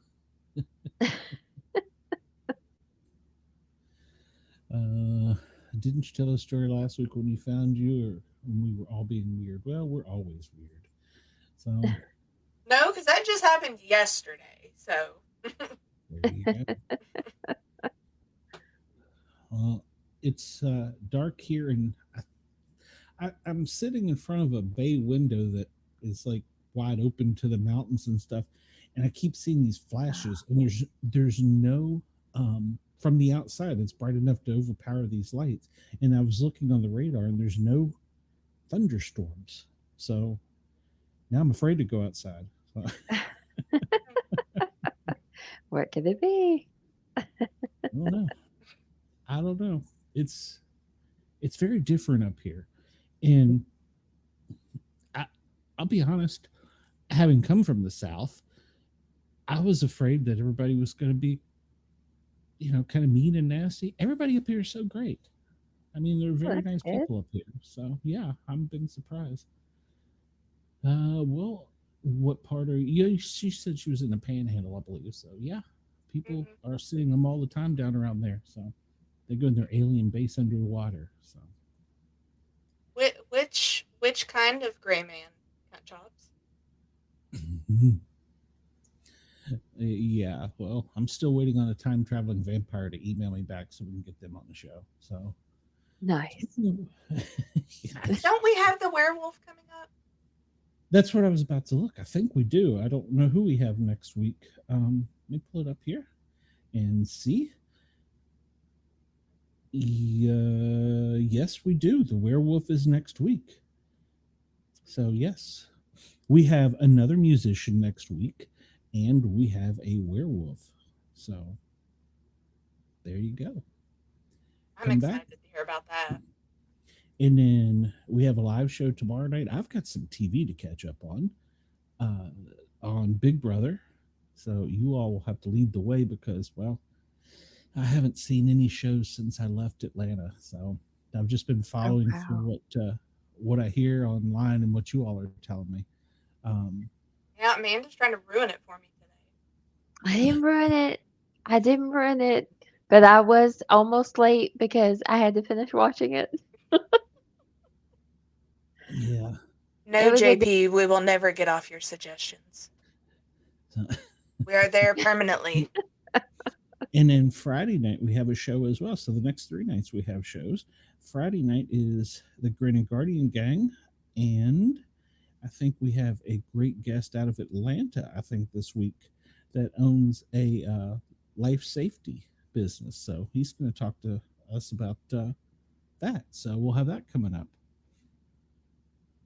Yeah, well, I'm going to say I don't know.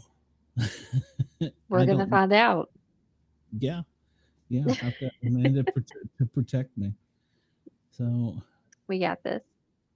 Yep, you were probably right about that. There are all kinds of special operations down there. So, all right. So, Cheyenne, where are you going to be?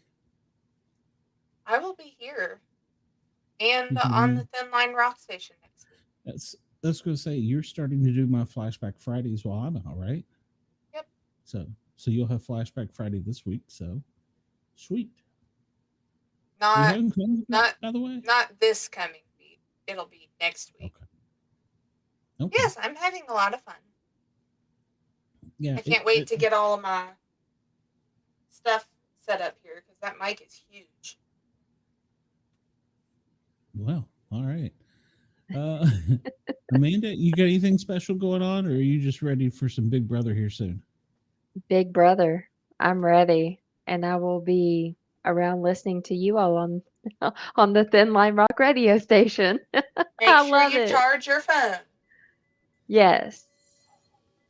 Yes. Look at this sucker. Good Lord. Nice. That's pretty large. So, did you get a boom arm too? Yeah, it comes with it. Ah, all right. Well, you're going to be a pro here soon, so. And it's Flashback Friday. That's right. Flashback Fridays, and you're doing lunch on Mondays still, right? Yep. All right. So tune into the Thin Line Rock Station. You can find her there for Friday night, Flashback Friday. And, well, I'll return sometime in the near future. Until then, I'll be in the great white Northern Kingdom. Darn Yankee. Thanks for tuning in.